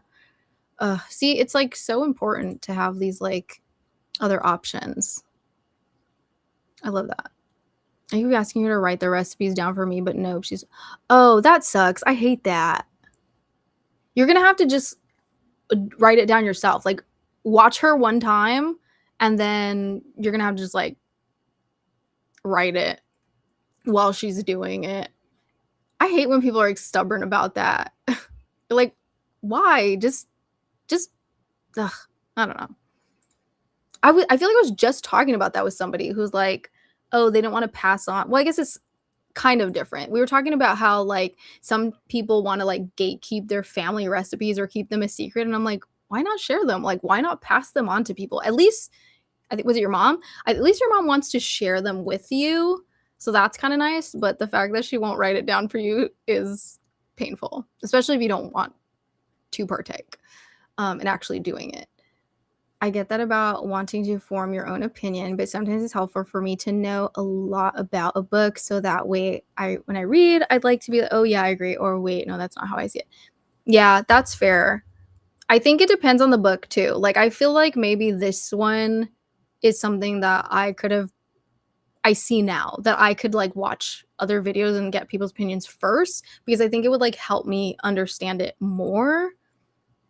But I wouldn't do that for like probably like newer books, like a new horror or new thriller, especially a thriller. I feel like those always have like plot twists and I'm like, I do not want to know any spoilers for that. But yeah, I think I could have done that with a classic. Just go with the abridged. Yeah, I'm kind of feeling that. We'll see how much I can get through. The recent adaptation also had a whole thing with Isabella's storyline that didn't sit well with me at all. That's the reason I never watched it. Oh. I'll have to watch talks about that because, yeah, I don't even know. Yes, purchase. Okay, that's wild. You have such a huge collection. At least you have many options to go through. The director did say she casted the movie with what she had in her head. See, that's what I heard. And I was like, girl, what do you mean? She was a teenager and first read the book. And I'm like, girl, he's literally describing. That's what I'm saying. I was like, what do you mean what you had in your head? Like, did you not read the book where it says he's dark? Like, I mean, I'm only on page. What page am I on? I'm only on page 52, and I think they've mentioned him being dark like 10 million times already. I mean, that's exaggerated, but like so many times. Like, that's part of the reason why like they didn't like him and stuff, I feel.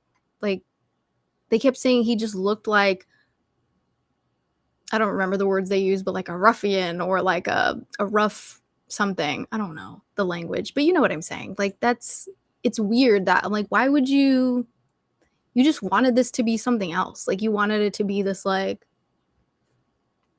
fantasy. And I'm like, I don't think you're reading the same book as me because I'm not getting that. I'm a huge rereader though, so it's worth buying my favorites. Oh, absolutely.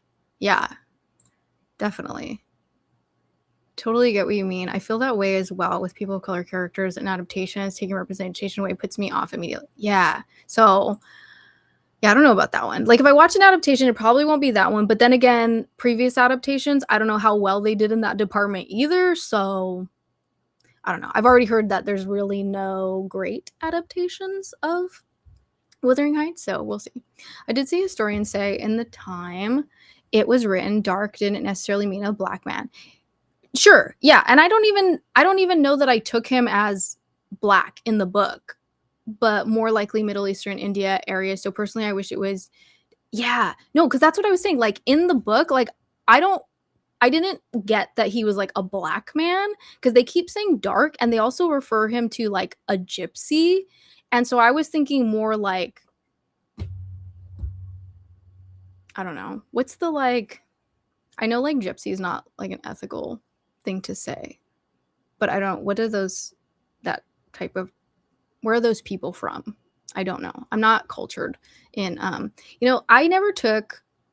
was waiting my entire life to take a like geography class in school, and that was never required for some reason. So I like that whole part of learning was out the window for me, and I feel like I have no knowledge of like countries or different people, and like I've barely been trying to, it's been helping trying to like diversify my reading a little bit. Like, it's really hard because I'm like, I don't know what's what or who's who. But I think the more that I read and try to like look things up or, Google stuff and like, where is this place? Or, is this part of this country? And like, it's questions that I feel like other people would be like, are you dumb? But like, I genuinely just don't know where things are. Like, I don't know anything outside of the United States. It's crazy, but I'm trying to learn. Like, I like try to Google things all the time, and, I can't retain everything, but I do try to, like, when things come up, trying to educate myself, but it's rough.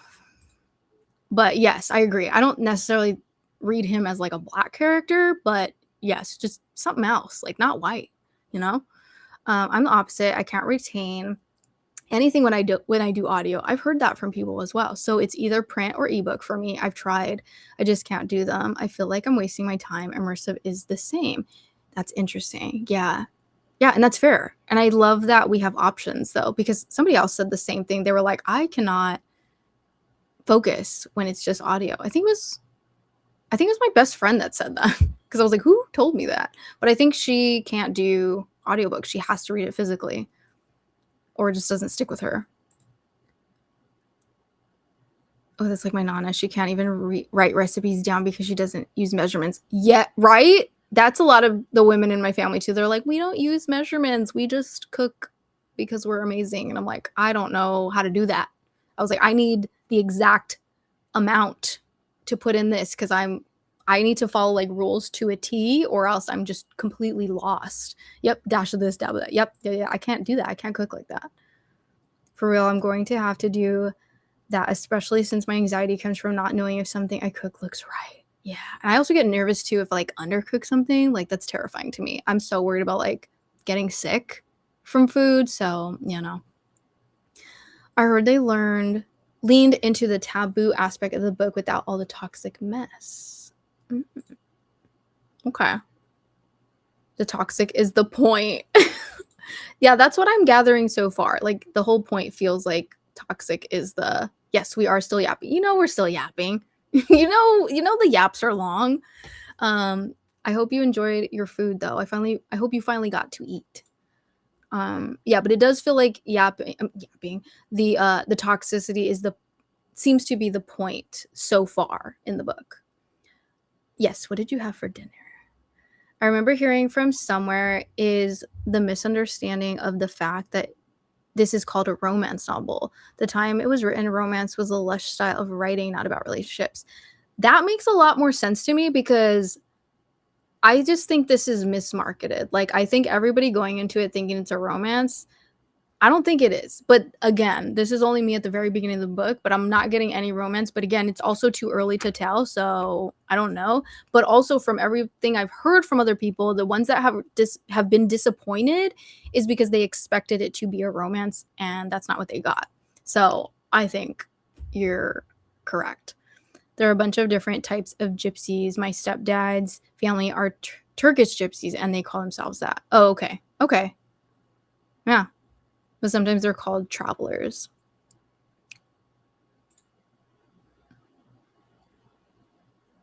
Yes, that's what I was thinking of, like specifically the Romani people. Thank you.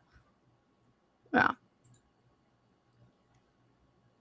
I think it's one of those things where some people still identify as gypsies and some don't. It's a case of yeah, that's fair. And I know that like I just think it's like people were using it as like a derogatory term, so then some people were like, don't call us that anymore. I like that's what I'm assuming was what happened, but obviously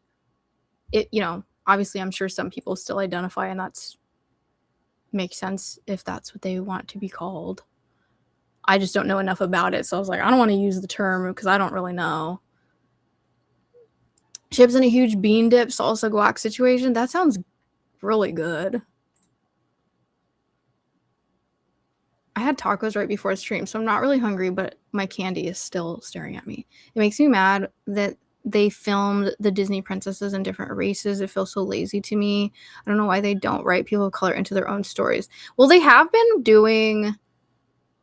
I don't know. That doesn't bother me as much because I feel like the Disney princesses... I don't know. That's a whole other conversation. But they have been doing other stories. Like, they have... But yeah, it would be nice to have like more like princess stories, I guess. But I love that they did like Encanto and Coco. Those are like some of my new favorites that have come out that actually include people of color, people that look like me and my family. That's nice. I didn't have that growing up.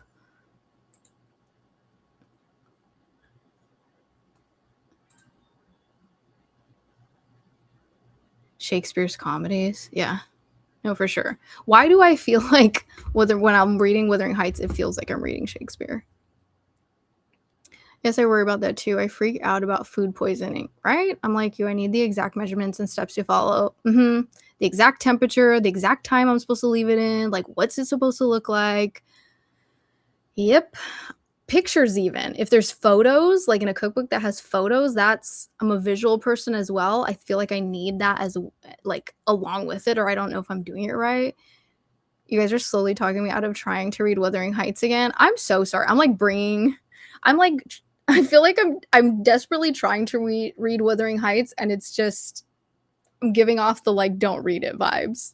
I was expecting toxic, but I don't think writing is going to work. That's where I'm at. I wanted all the toxic, but the writing is killing me. Like, I think I was expecting messy, and I'm just getting I don't understand. We'll see. I'm still going to keep trying. Let's see what happens after this next sprint. Let's see if I can actually read a little bit more and understand it. Well, I don't know. I don't think I've ever gone into a class expecting a genre common today. I just classed then all into classics because genres then to now are not the same. You know, I didn't think about that. And I didn't like even realize until like you're saying that now, like that makes a lot of sense. Like when they were writing back then, they could just like the language is different. The genres, it makes sense that the genres would be different too. Like what they, yeah, I don't know. It's clicking for me what you just said in my brain. I'm like, that makes sense to me. I don't know what to expect from this. Really, this is just classic. Yeah, okay. That's why I like told myself I was like, I'm just gonna throw all my expectations out the window because I don't know what this is. I love Coco, and yes, it makes me cry every time. I love Coco. I love Encanto, but I love Coco way more. And that song, my heart gets me every time. Oh, I'm gonna watch it now. No, it's okay. I'm reliving the struggle I had with it. No, that's fair. Yeah. Yep. Well, I'm right there with you. So, I mean, I would say don't even bother picking it up again. I think it has a bit of a longer setup because you really need to understand how dark and depressing their lives are and what pushes Catherine and Heathcliff together and why they don't know how to healthfully love each other. That's fair. I don't hate it. Like, I definitely don't hate it. I think the story is probably good. I'm just struggling with the understanding of the writing. Like, that's why when I read the Spark Notes, I'm like, oh, this is interesting because it's obviously the Spark Notes are written in a language that my brain can actually process. It's really hard for me to read her language in the writing that she's used. But it looks like we are caught up with comments. So let's jump into another 45 so that I can struggle with this some more. And hopefully you guys can read your fun books that you're probably understanding a lot better. I'll have to look that one up. My kids have watched Mulan so many times because she's an Asian princess. Oh, I love Mulan. Love that one. But yes, if you haven't watched Coco, watch it. I mean, the protagonist is a little boy, but it's okay. Love Coco. Like, it's so good. But, and Encanto. That's a good one too. There's a lot more like singing. Well, they're singing in both of them. I don't know why. Encanto to me feels like more upbeat. I don't know. They're both about like family. But yes, both of them are good. Maybe I'll only read the Spark Notes. That's fair. Maybe same. That's very true. The relationship dynamics take a bit of a setup. Okay. Yeah, the writing is a bit confusing because in school, we'd read books with similar writing styles pretty frequently, and you're probably out of practice. 100%. I am completely out of practice. Like, once I got out of school, I never wanted to pick up a book like that again because I was like, why? I want to read things that are fun, not that I'm like struggling to understand. It feels like I'm in school. So, yes, I like trying to pick up something like this because I want to and not because I'm being forced to is definitely something that's out of my comfort zone. So I'm working on it.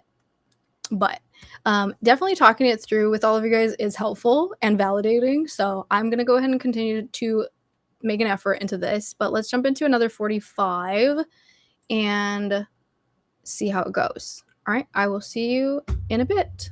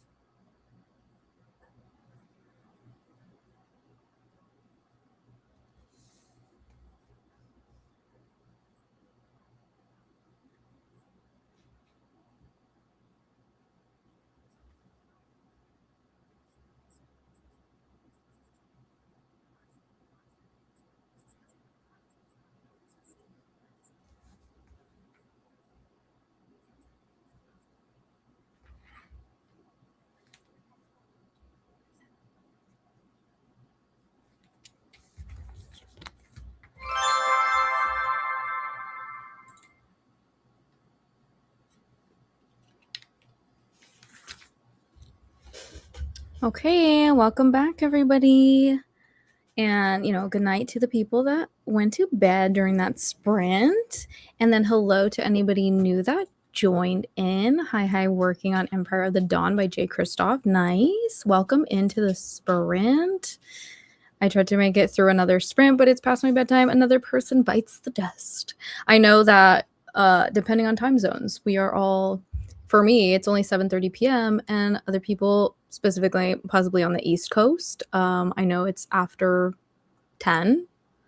It would be 10:30 over there, so a lot of people are going to bed. And then, hello, we have somebody in. I know you're in Australia, right? So I don't even know what time it is for you, but hello, thank you for popping in. Nice to see you again.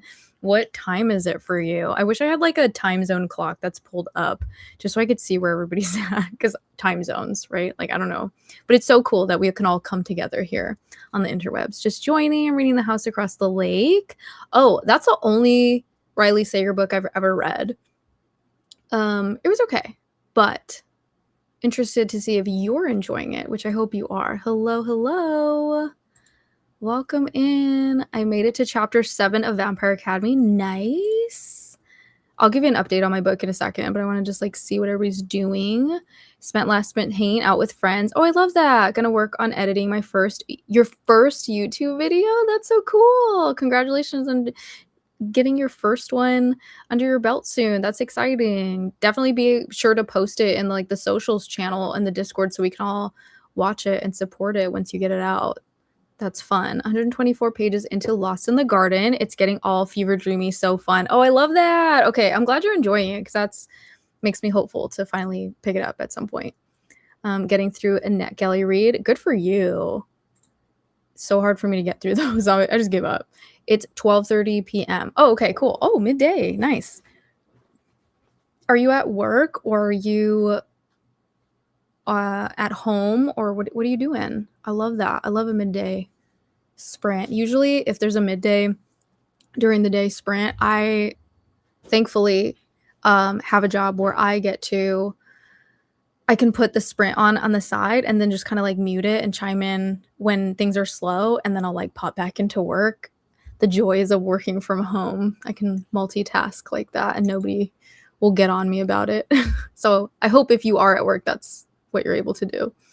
10:30 here. I'm heading to bed. Good night. It was so nice hanging out with you today. Thank you for being here.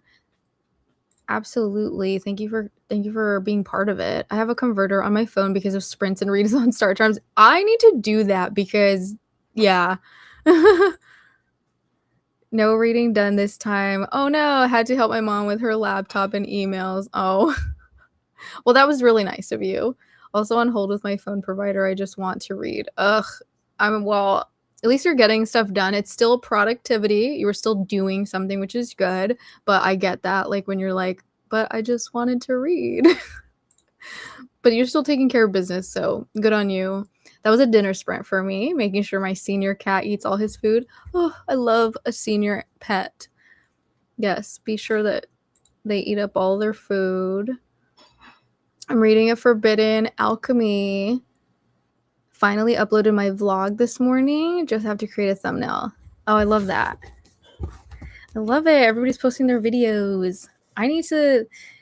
What's holding me back from posting my next video is because I'm doing a reading vlog for tarot, but like still trying to get through this book. I guess I could tell you about how it went though. If you guys were here in the last sprint, the last yap part, listening to me complain about how I was struggling, I will have to say this last sprint went really well. I slowed down the audio from 2 times speed to 1.5, and I think that helped so much for being able to comprehend what was going on. I feel like I understood the whole thing all of a sudden. It's like, how does it feel like a completely different book? Now I feel like I got it. I didn't even have to go to the Spark Notes.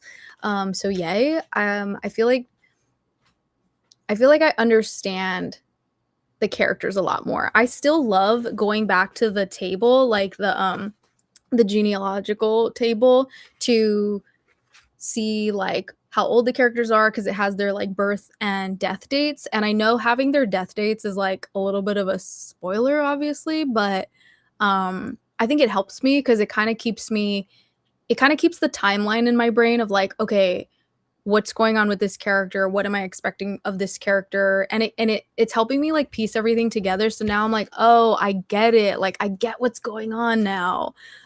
So I'm liking it a little bit more because I think I understand what the story is now and like what it's about and why everybody's so angry.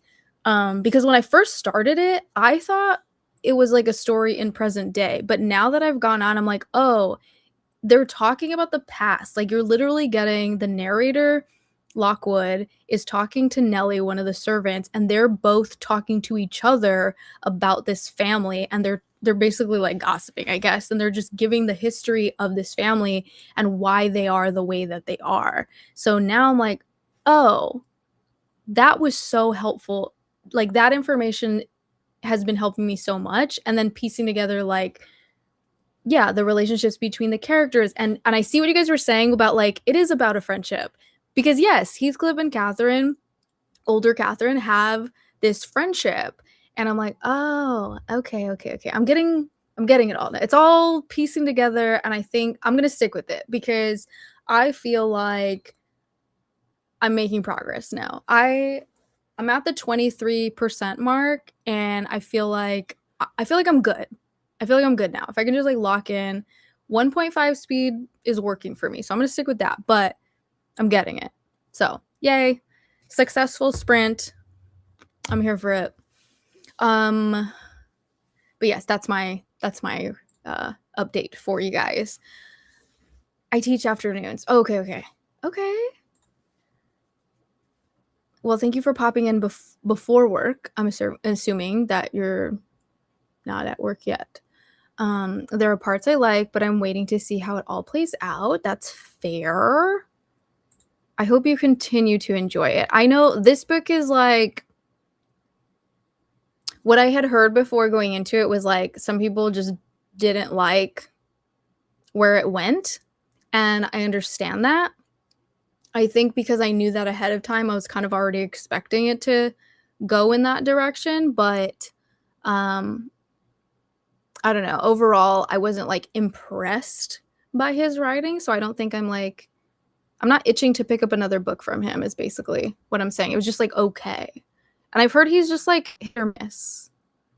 I don't know. Have you read any other books from him, or is this your first one? I'm curious. Hi, switching between reading and working. That is completely fair. I hope you're finding a good balance of both. I'm going to pop out and take my cats for a walk before it gets dark. Take your cats for a walk? I love that. That's not a usual thing to hear, that you're taking cats for a walk. I don't know if you're still in the chat or if you've already left, but like, do you put them on leashes? Because that's so cute. When I had my Persian cat, I had bought a leash from her, for her, and I was like trying to take her on walks, but she was not having it. She was like that picture. Have you ever seen like the cat on the leash and it's just like being dragged because it's like, and just like, she was hilarious. I loved her so much. But I think if I would have leash trained her when she was a baby, it would have worked, but I didn't. So, but that, I always think it's so cute when cats actually like will walk and like be on a leash and stuff. I'm like, oh, they're like little dogs. I'm glad the book is working better for me. Yeah, it's me too, because I was gonna be really sad if it never picked up. And I don't know. I'm feeling better about it. I feel like also being able to talk about it with all of you guys and like vent it out is helpful, because I was really like wanting to complain and I just felt validated that I wasn't just crazy or dumb. So yes, thank you for motivating me, even though like a lot of you are like DNF, but that's also motivating, because then I'm like, no, I can do it. Like I'm gonna try anyway. So yeah. I mean, we'll see. If it's still awful, I might DNF. But so far, it's good. It's fine. 35% through Wicked Plans. Ooh, you've already made like a lot of progress on this book. I feel like you just started it, right?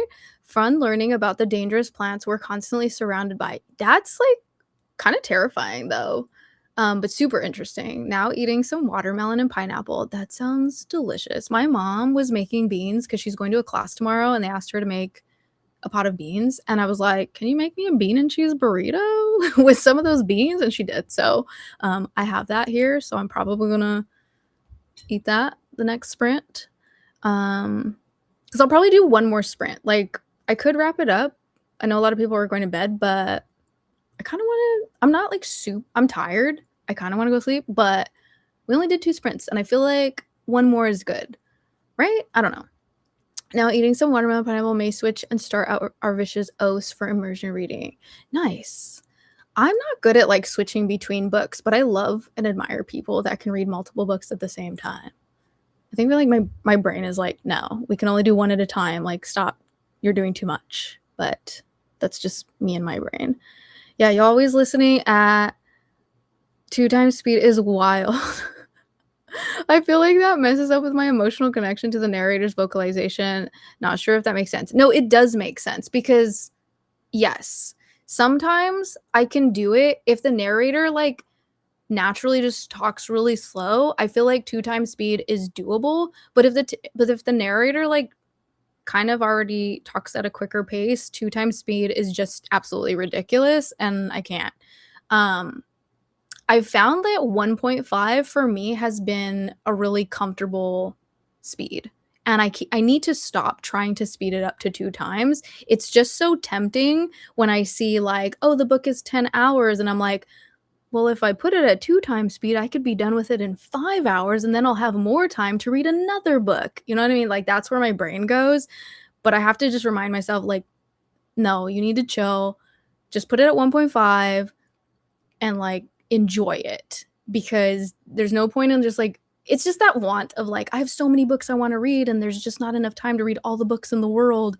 And yeah, it's not gonna happen. But that's where my brain is at. But yes, I think 1.5 is solid. I need to stick to that and remind myself, just stop trying to speed it up.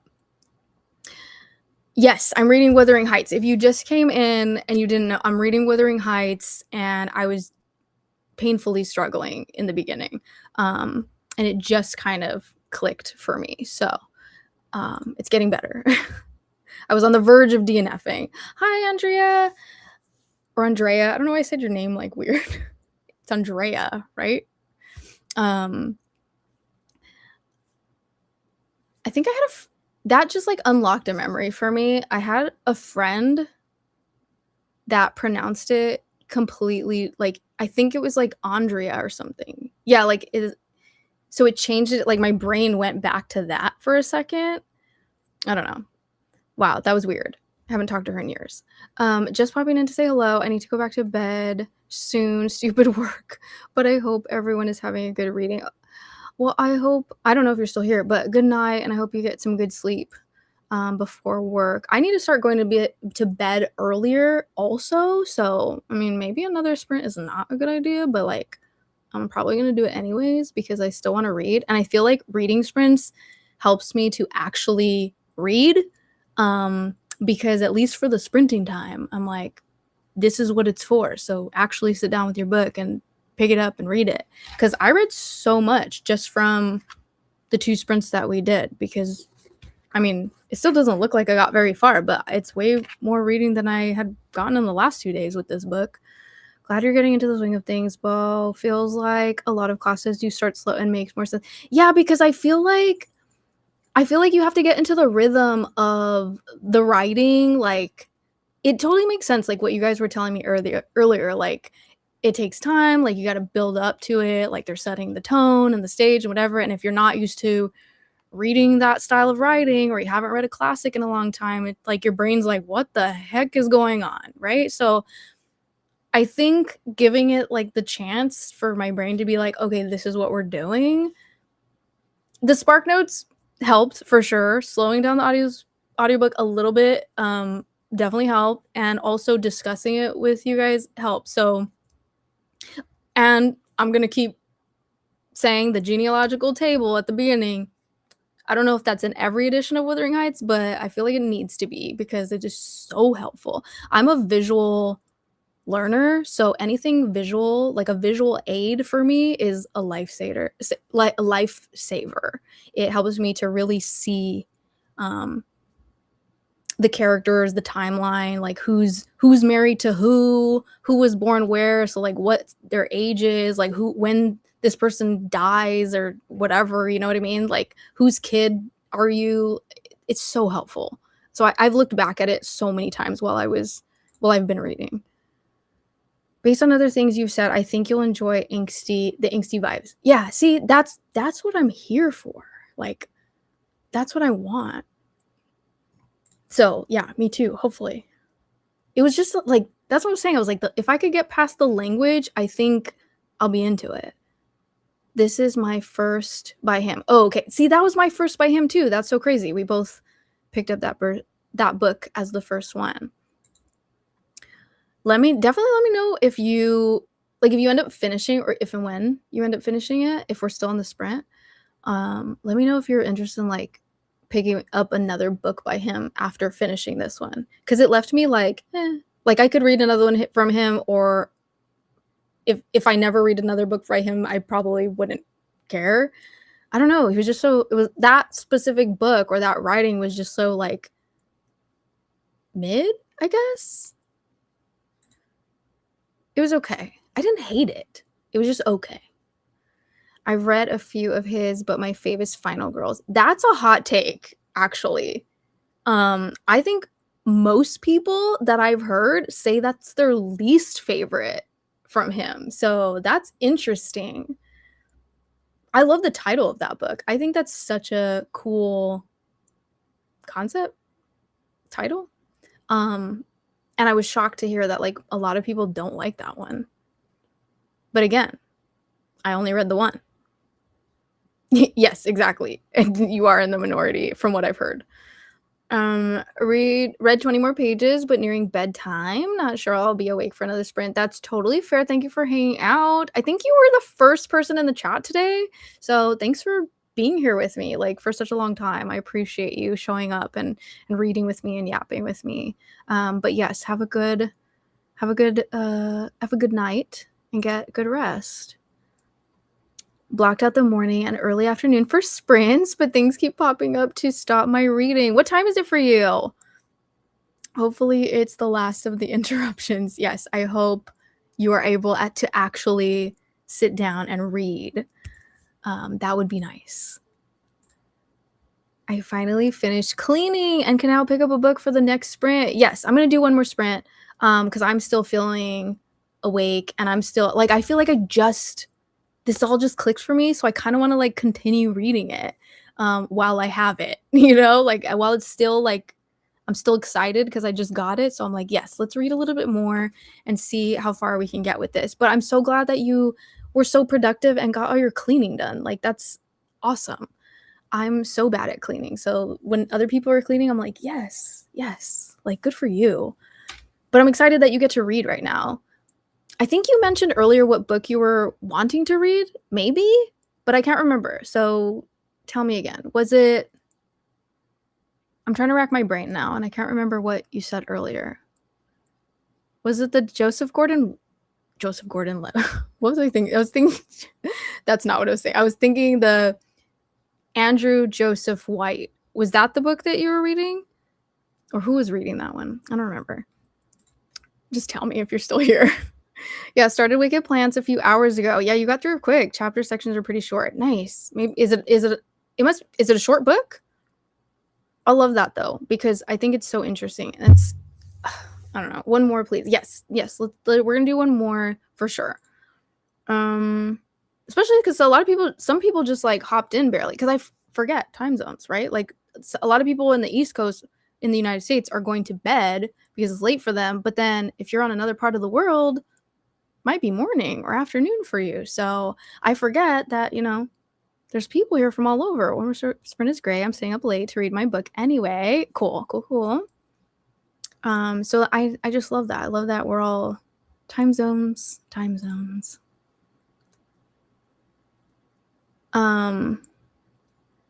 Totally get the time saving. Yeah, I listen at 1.35 and 1.5 all the time. Yeah.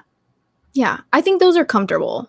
I think we're on the same page with that, honestly, because like sometimes I'll ask like people that read so many books in a month, I'm like, how do you realistically read that much? And then they'll be like, oh, I listen to like at 3 or 3.5 speed, and I'm like, what like 3 or 3.5 speed, like that's insane to me. Like 2 times speed is already borderline crazy, but I can do it sometimes. But yeah, I can't even imagine like 3.5. I'm like, that's nuts. Like, how do you even understand what they're saying? How do you comprehend it in your brain? How do you retain that information? I don't know. Some people's brains just work faster, yes. I recognize the character names and intros, so you're taking in enough to reiterate to a random person. Okay, perfect. I'm so glad. That makes sense. Like it shows if you are, understanding something and you're able to tell it to somebody else, they say that you are, grasping the topic. So, perfect. Okay. Normally 2 times speed doesn't work for me because the chipmunk sound, yeah, irritates my ears, but it's actually working with Gloam because the narrator speaks slowly. That's what I'm saying. Like, it depends on the narrator because sometimes some narrators be talking so slow. Like, that's like, they'll just, these elongated words and pauses, and I'm like, you need to speed it up. But I was reading something, or I had heard something that some people record at that speed so that, people that need it to be slowed down could understand. And I was like, oh, that's very thoughtful.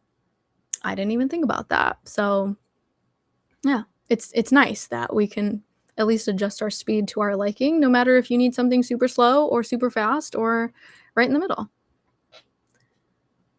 There are a few super slow talking narrators that I bump up to 1. Yeah. Normally 1.5 to 1.7 is the most comfortable for me. Yeah. I feel that. I've read several Riley Sager books because I really liked the first one I read, but it's definitely hit or miss depending on the book. So which one did you start with? Because I am curious if I should give him another shot. But everybody's kind of like all over the place with which one they actually liked the most from him and which ones they don't like. So it's kind of like, I don't even know which one to try because I don't know. He's so polarizing, I guess. Some people just love him and read all his books. Some people just think he's whatever. And then some people just cannot stand his work at all. I have a friend who has read every single one of his books, not because she likes his writing, because she hates his writing. And I'm like, what? Like, how does that make any sense? But like, she's like, I can't not read his books because I've read them all now. So now I just have to pick up every book. I don't know. It's something like in her. I was like, why? That's like, why are you torturing yourself? But like, I guess she just hate reads him now. And I'm like, that's so funny to me. Like I was gonna say an auto buy author, but I don't know if she buys his books anymore, but she did at one point. And I'm like, that is interesting. That still seems totally natural compared to all the 2 to 3 times speed readers. Yes. Yeah, I'm a sucker for a final girl. Plus, it was the first Sager I read. Yeah, I'm also a sucker for a final girl, as you know, by my TBR game. So that's why I was like, I kind of want to read that one. Maybe I should. Maybe I should read that one just for the sake of like my love of final girls. I'm just scared because everybody seems to hate it, but I don't know. Maybe I'll like it. I feel like a lot of the time, sometimes I'll just like be the total opposite, not on purpose, but I feel like books that other people love, I just can't stand. And then like books that people don't like, I was like, but I loved it. So I don't know. Maybe it'll work for me.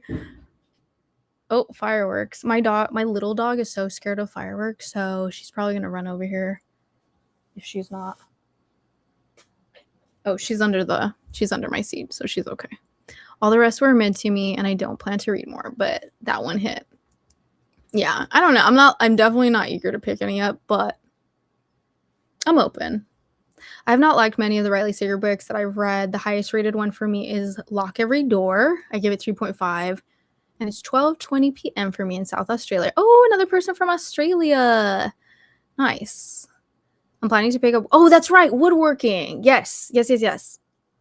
Yes, I'm actually. Thank you. Now I remember the whole conversation, the whole comment I was making on that I was like also interested in that book. Yeah, I love the perspective of that book and I think it's fascinating. So I really want to.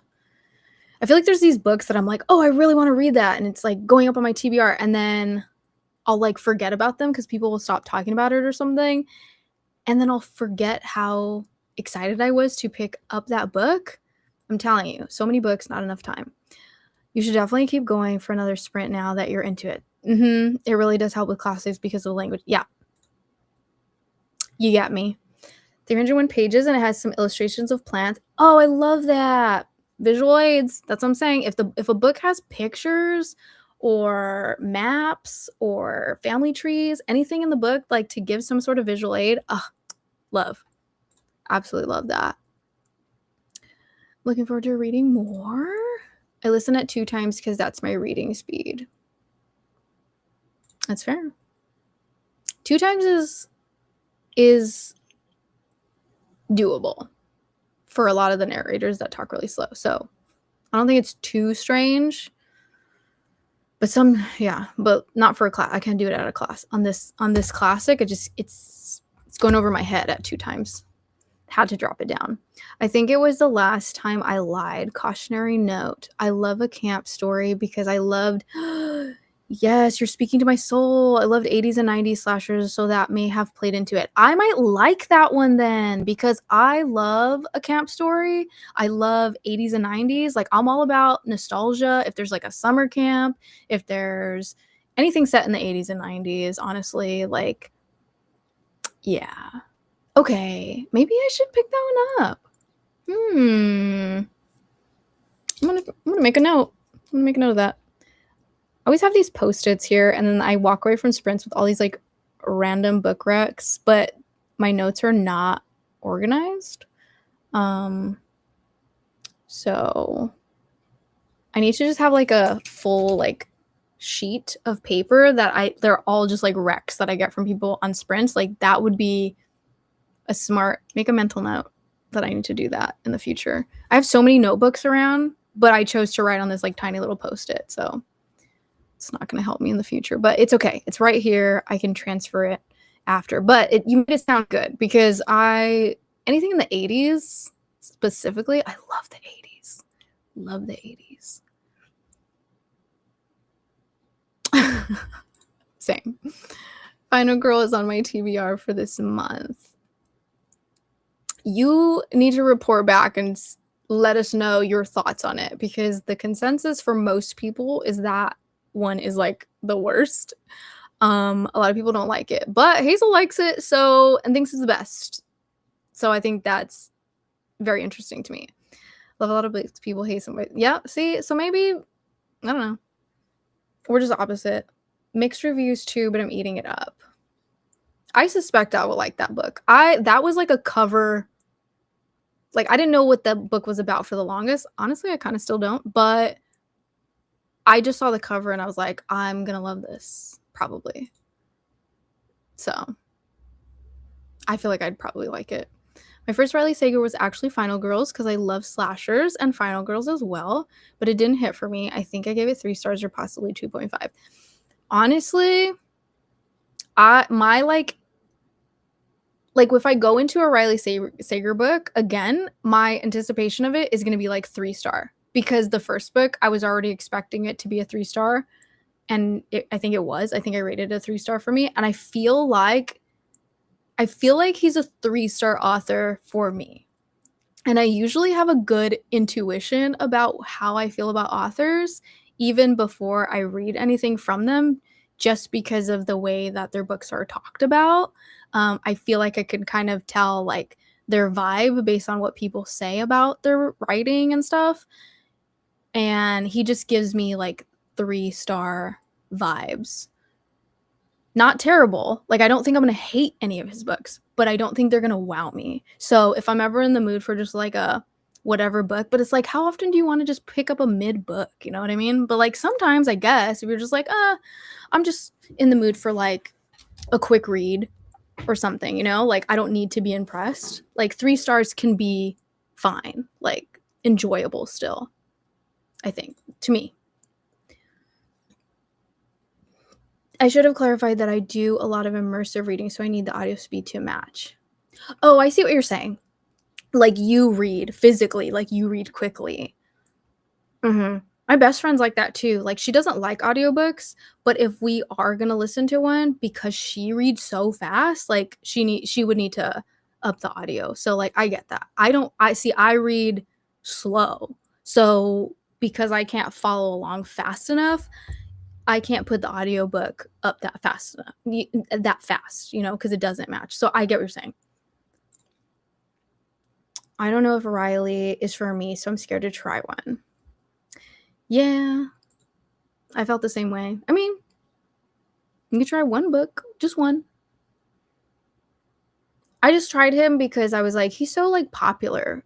I feel like with a lot of people, like hit or miss, but he's like so talked about that I like wanted to at least get one of his books under my belt just to see if I was correct in assuming that I would think his book is like whatever. So yeah. Have you read CJ Lead? I haven't, but I want to. What are your thoughts on CJ Lead? Because they're on my radar. That's fair. I turn the speed up when I'm immersion reading nonfiction. I think my reading speed is above 2 times, though, so I often find it distracting and end up swapping to eyes only. Yeah, y'all are fast physical readers.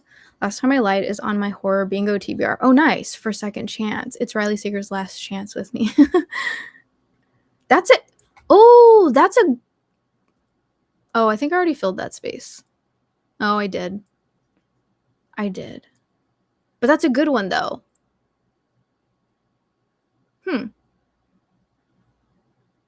Sorry, my brain went into thinking about that.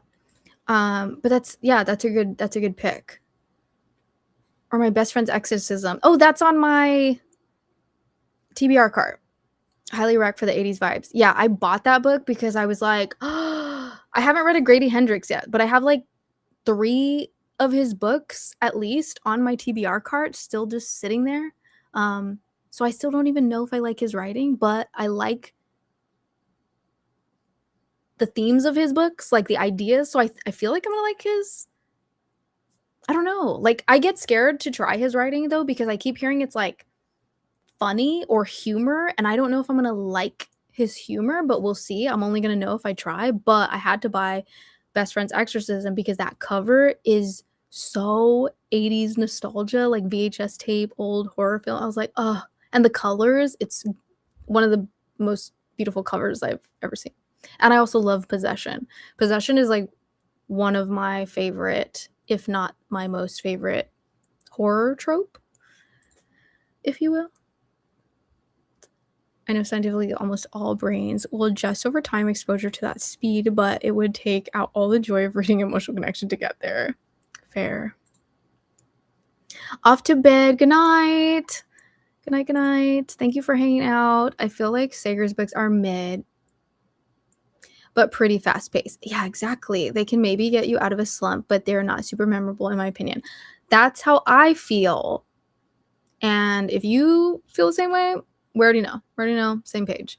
But yes, that's exactly what I think. And I also read only one ever Frida McFadden book, but I feel like she's giving the same vibe as Riley Sager, where it's like, it was kind of mid, but it was super fast paced. And I was like, oh, I got through this book so quick. So I get why people just like popcorn those type of books. So yeah. I agree with you. A 3-star writer, but not in a terrible way. Yeah, it's not like the worst. It's just kind of like, meh. It was good. It was fine. I feel that I think is for me as well, but the FOMO is real. That's fair. I want to like his books because he had so many hyped up. Yeah. But hype doesn't always mean they're good. It just means that he has a platform and a fan base that I guess is loud. I believe CJ Leda is a woman Yes, I think she is, right? Like, I thought the same thing originally. Yeah, I think you're right. Um, did I say did I refer to her as a man? Because I think you're right, and in my head, I was thinking a woman. Um, but yeah, she's the one that wrote, like, Mayfly, right? And I wanna say American Rapture? Is that right? I do wanna read those, though. I'm obsessed with both of her books, which is funny because people say that you either like one or the other, and I'm very curious to hear your thoughts. Yeah, I think that was a lot of, like, people went into it, and then, um, I wanna say I don't know, I guess I kinda heard a lot of polarizing things too, like, people went in thinking that they were gonna love it, and then they ended up not liking them as much as they thought, but, I mean, that's like everything, right? I mean, you're always gonna have a book that people every book is gonna have people that either love it or hate it, right? So it's hard to, like, say that because there's good reviews and bad reviews of everything, right? Like, not everybody loves something. I guess when we say that, it's like majority. It also depends on who you're listening to, right?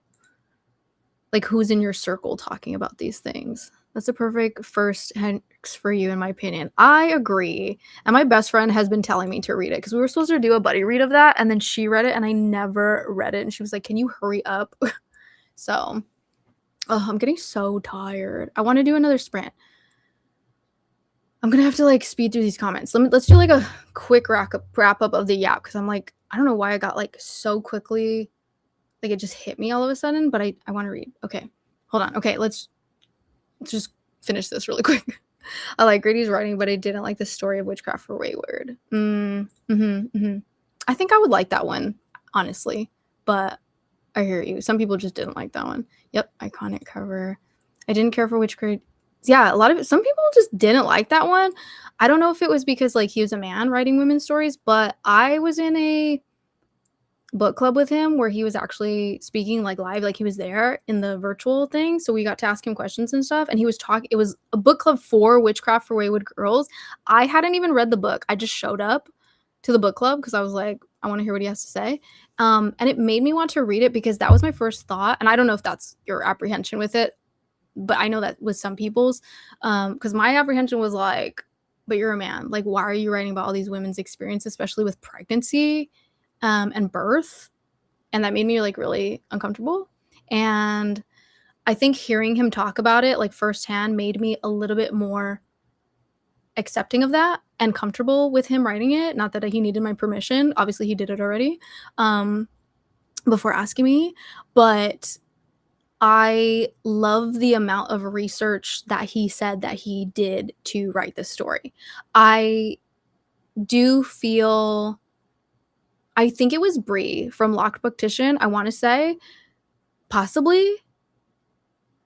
I don't remember, but somebody was saying like, I wish that he would have allowed a woman to write that story instead of kind of taking it. But I understand that too, and I would agree that would have been great if that was actually written by a woman. But I will say that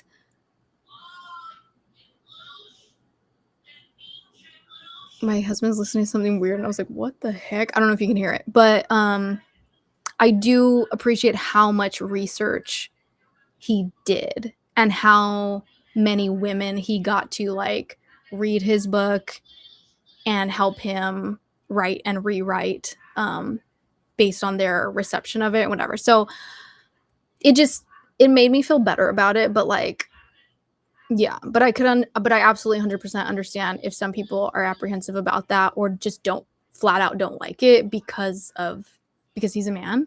And if you have other reasons for not liking it, please tell me because I'm interested. Maybe the story just sucks. I don't know. I haven't read it. Um so well designed. It's wild. Yeah, the covers are really cool. Like I also got Horror Store as a gift for my birthday from a friend and I was like, this is cool. I could also use Grady Hendrix for Second Chance because I hated Final Girl Support. That is another one that people hate. Like him for his book specifically, people like I don't know what it is with all the Final Girl book concepts. They all sound so good, and then people just hate them. So But that was another one that I was like, I want to read that. That sounds so cool. But I don't know. I guess people are just not coming through on the execution for some of those ideas. Vampire, the Southern Vampires book club thing, that one, I put that one on my horror bingo TBR for a modern vampire book. But I haven't read it, so, but it is on there. But that's a book that I don't own from him. I have like 3 of them, but that's the one I don't have. So maybe I'll read it. I don't know. Or maybe I won't. I just don't like it. I felt I was the odd one out. No, there's definitely a few people that don't like that book. Frida is not for me, but I did read The Housemaid. I like the movie more. The only one I read by Frida is The Teacher. And it was okay. I thought it was like predictable and just kind of like not predictable, because it wasn't like predictable. I mean, her plot twists are like, what the fuck? Especially that very last one. I was like, girl, what? Like, that one didn't even make sense. The very, very last one. But the like, I don't know, there wasn't a lot of depth to the story. Like, I wanted there to be more to it, but whatever. And then I found The Housemaid for $1, and so I got it, but I kept hearing that she ripped it off from a Black author, and that the Black author's story is called, it was written first, and her book is called, I forgot, but it's like Mrs. Parrish, The Last Mrs. Parrish. And I've heard that the Frida book, The Housemaid, is like basically a ripoff of The Last Mrs. Parrish, and The Last Mrs. Parrish is better and has more character development, but it's slower. So Frida kind of did her popcorn read thing to make it more, you know what I mean? So now I feel like if I'm gonna read The Housemaid, I have to read The Last Mrs. Parrish book first. So yeah, that's my thought on that. See, a lot of people are agreeing, so not too hot of a take, but yeah. Yeah, you're right about Leech. She wrote Mayfly and American Rapture, and I love them both so much. Okay, I definitely want to try them a lot, like especially Mayfly, because I live in the Los Angeles area and Disneyland is like right here, and I know that it's about like Disneyland and the Disney princesses, and I was like, that sounds amazing. So, and I think there's a lot of references, like, because I think it takes place in Los Angeles, so I thought that was fun. So I'm excited to actually read that one. But another Tarot Readathon co-host, Kelsey, from Cal Sweetie, she said that she didn't like Mayfly as much as she thought she was. So I was like, oh, because she's also from the LA area. So I thought that was interesting that she didn't like it as much. So I'm curious. Never tried Frida because I just have a strong feeling they aren't for me, but I've heard it is very stock standard formula. Yeah, I've heard that like once you read like 1 or 2 Frida books, like they're all the same. So it's like the same formula she uses. So it's like you read one, you're like, oh my god, this is so fun. And then every one of them is like the same freaking thing. That's why I was like, I'm good. Like I read one, I'm okay. I probably don't ever need to read another one from her again. I'd be fine. I was in that book club stream too. He answered, oh yeah, okay. Oh wait, so you're in the Void book club as well then? Oh, crazy. I love that for us. Did you go to the Good Neighbors book club stream that we just did for that book? Because I was in that one too. I think women could. I'm usually quiet in those book club meetups though, because they're like so big, so I just like stay quiet. I think women could have done it better. Oh, fair. Yeah, right. Yeah, I hear you. For sure. There also wasn't as much witchcraft. I heard that too about the witchcraft. See, I don't know. Like, I can't really make an opinion because I haven't read the book, but that's something I've heard. So I don't think you are out of left field with that, because I've heard that the witchcraft wasn't even like a big point. Like, it didn't come out. Not bad. Just like a 3-star for me.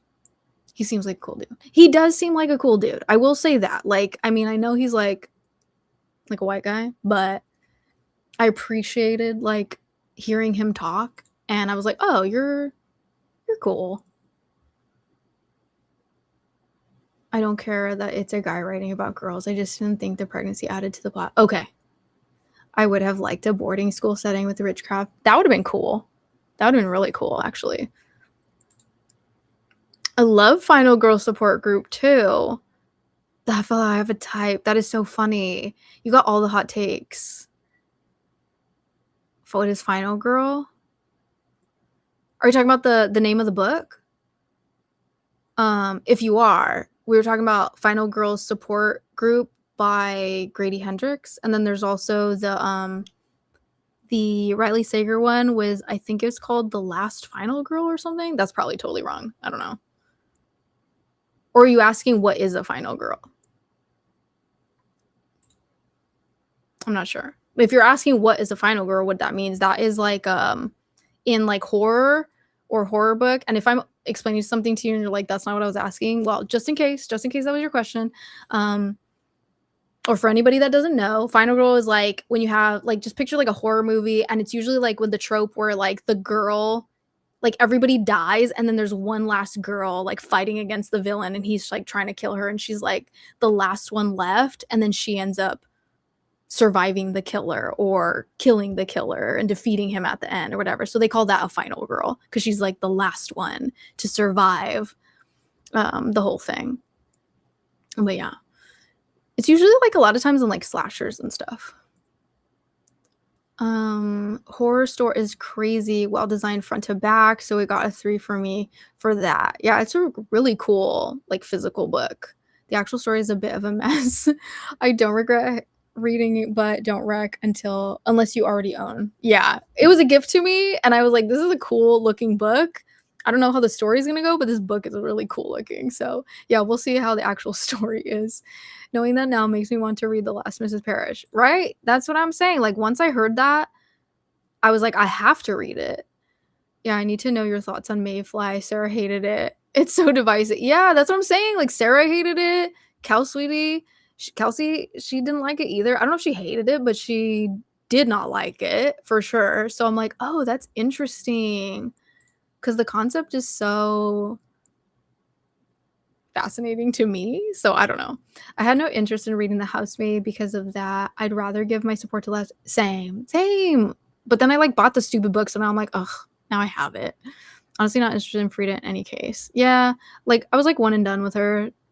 So I don't know. Especially after that, I was like, kind of rubbed me the wrong way. So now I'm like, I don't know if I really want to pick up anything else by her. Plus, there's so many other authors, so many other books I want to read. Like, I don't need to be like stressing over authors I'm kind of on the fence about. Like, I just want to read things that I don't need to worry about like these. I'm not, you know what I mean? Like, you get me. I don't need to over explain myself.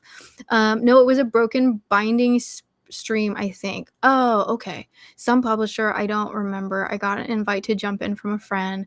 They announced a special edition of Buffalo Hunter. Oh. Oh, okay. So that was a different live, but that's so cool that we both were in a live with him. Okay, we're all caught up. Anyway, yes. Okay, let's jump into. Thank you for yapping with me all. I love talking with you guys about everything. But let's do one more sprint because we said we were gonna do one more, and we'll do another 45, and then we will do a quick check-in after. Oh, I guess I'm still talking so I can make myself bigger. I'll just check in with you guys, see how you did at the end, but we'll do like a quick wrap up at the end because it's already getting late for me and I'm getting sleepy, even though it's only 8, but I do want to wind down because I've been getting not great sleep because I've been staying up way too late and I have to get up so early for work. And I've been like late every day. We're not gonna talk about that. Okay. Let's jump into the sprint. I'll see you guys in 45 minutes and happy reading.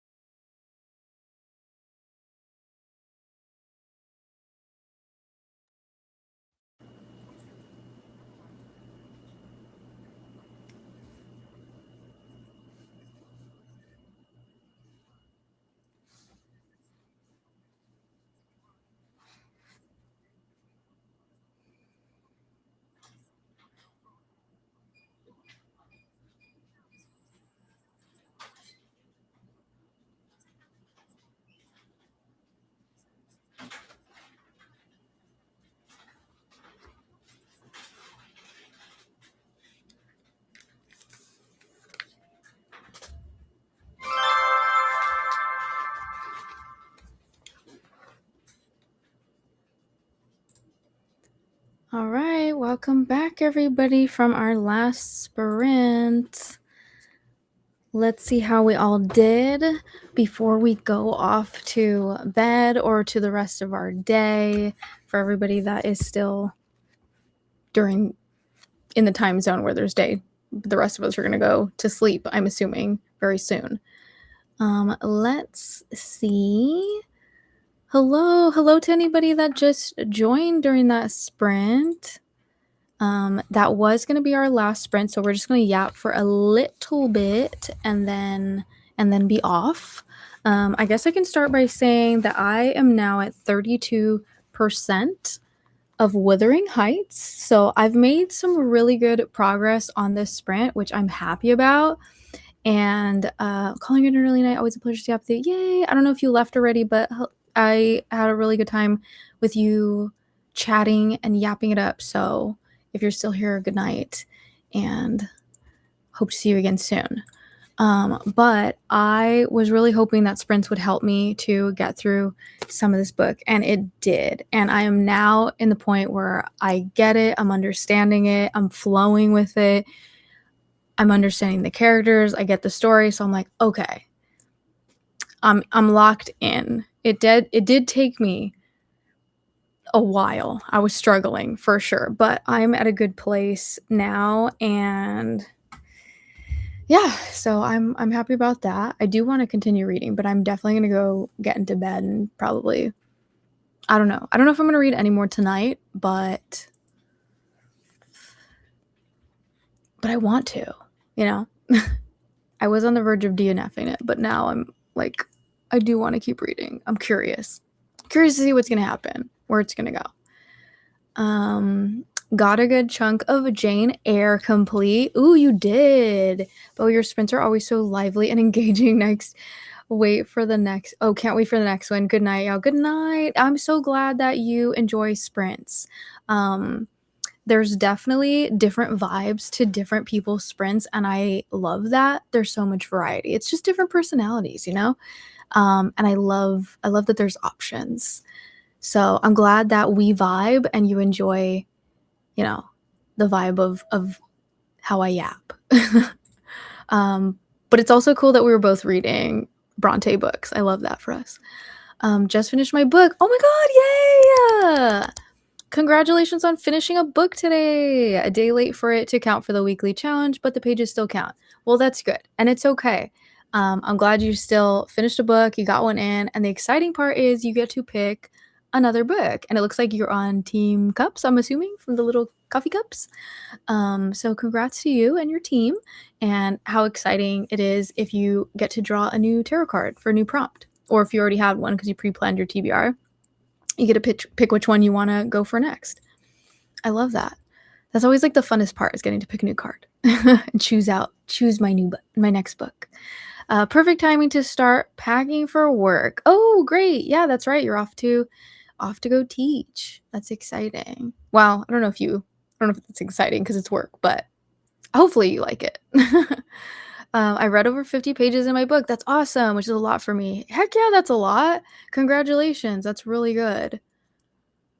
Started woodworking and I'm engrossed already. Oh, that's such a good thing to hear. I love that. So I guess it is as exciting as it sounds. So I'm glad. Oh, that's so cool. I'm so excited to hear you talk about it.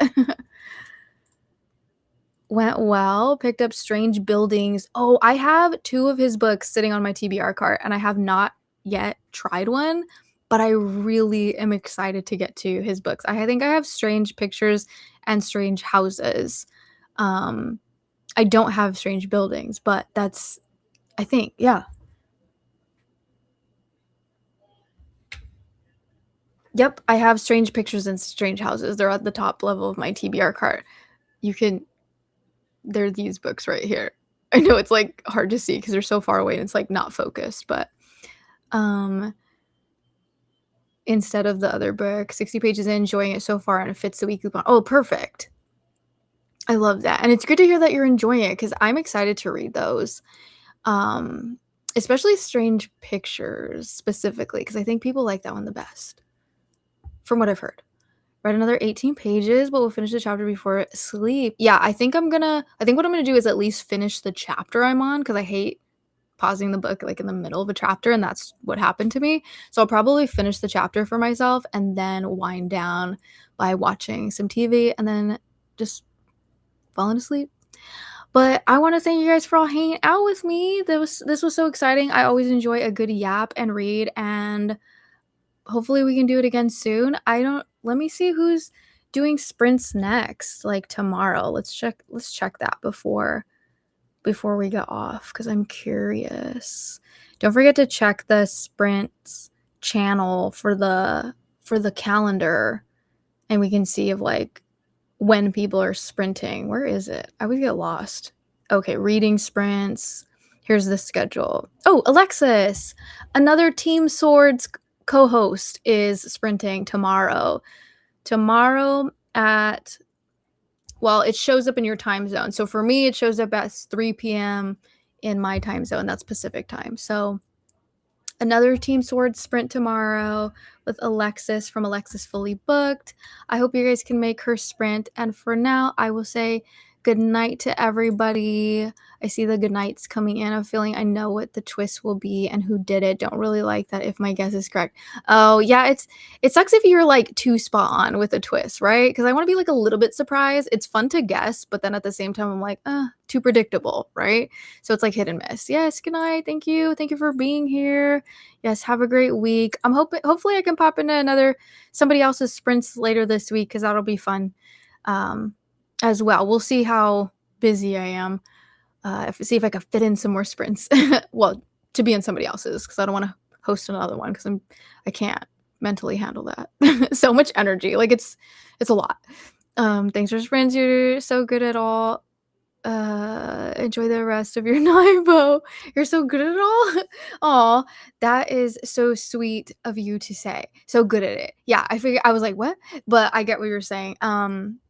I don't feel like I am, but thank you for the encouragement for that, because I feel like I'm terrible at sprints. I always feel like really self-conscious, like I'm not doing it right, or I'm like taking too long, or I'm yapping too much. So that's really nice of you to say.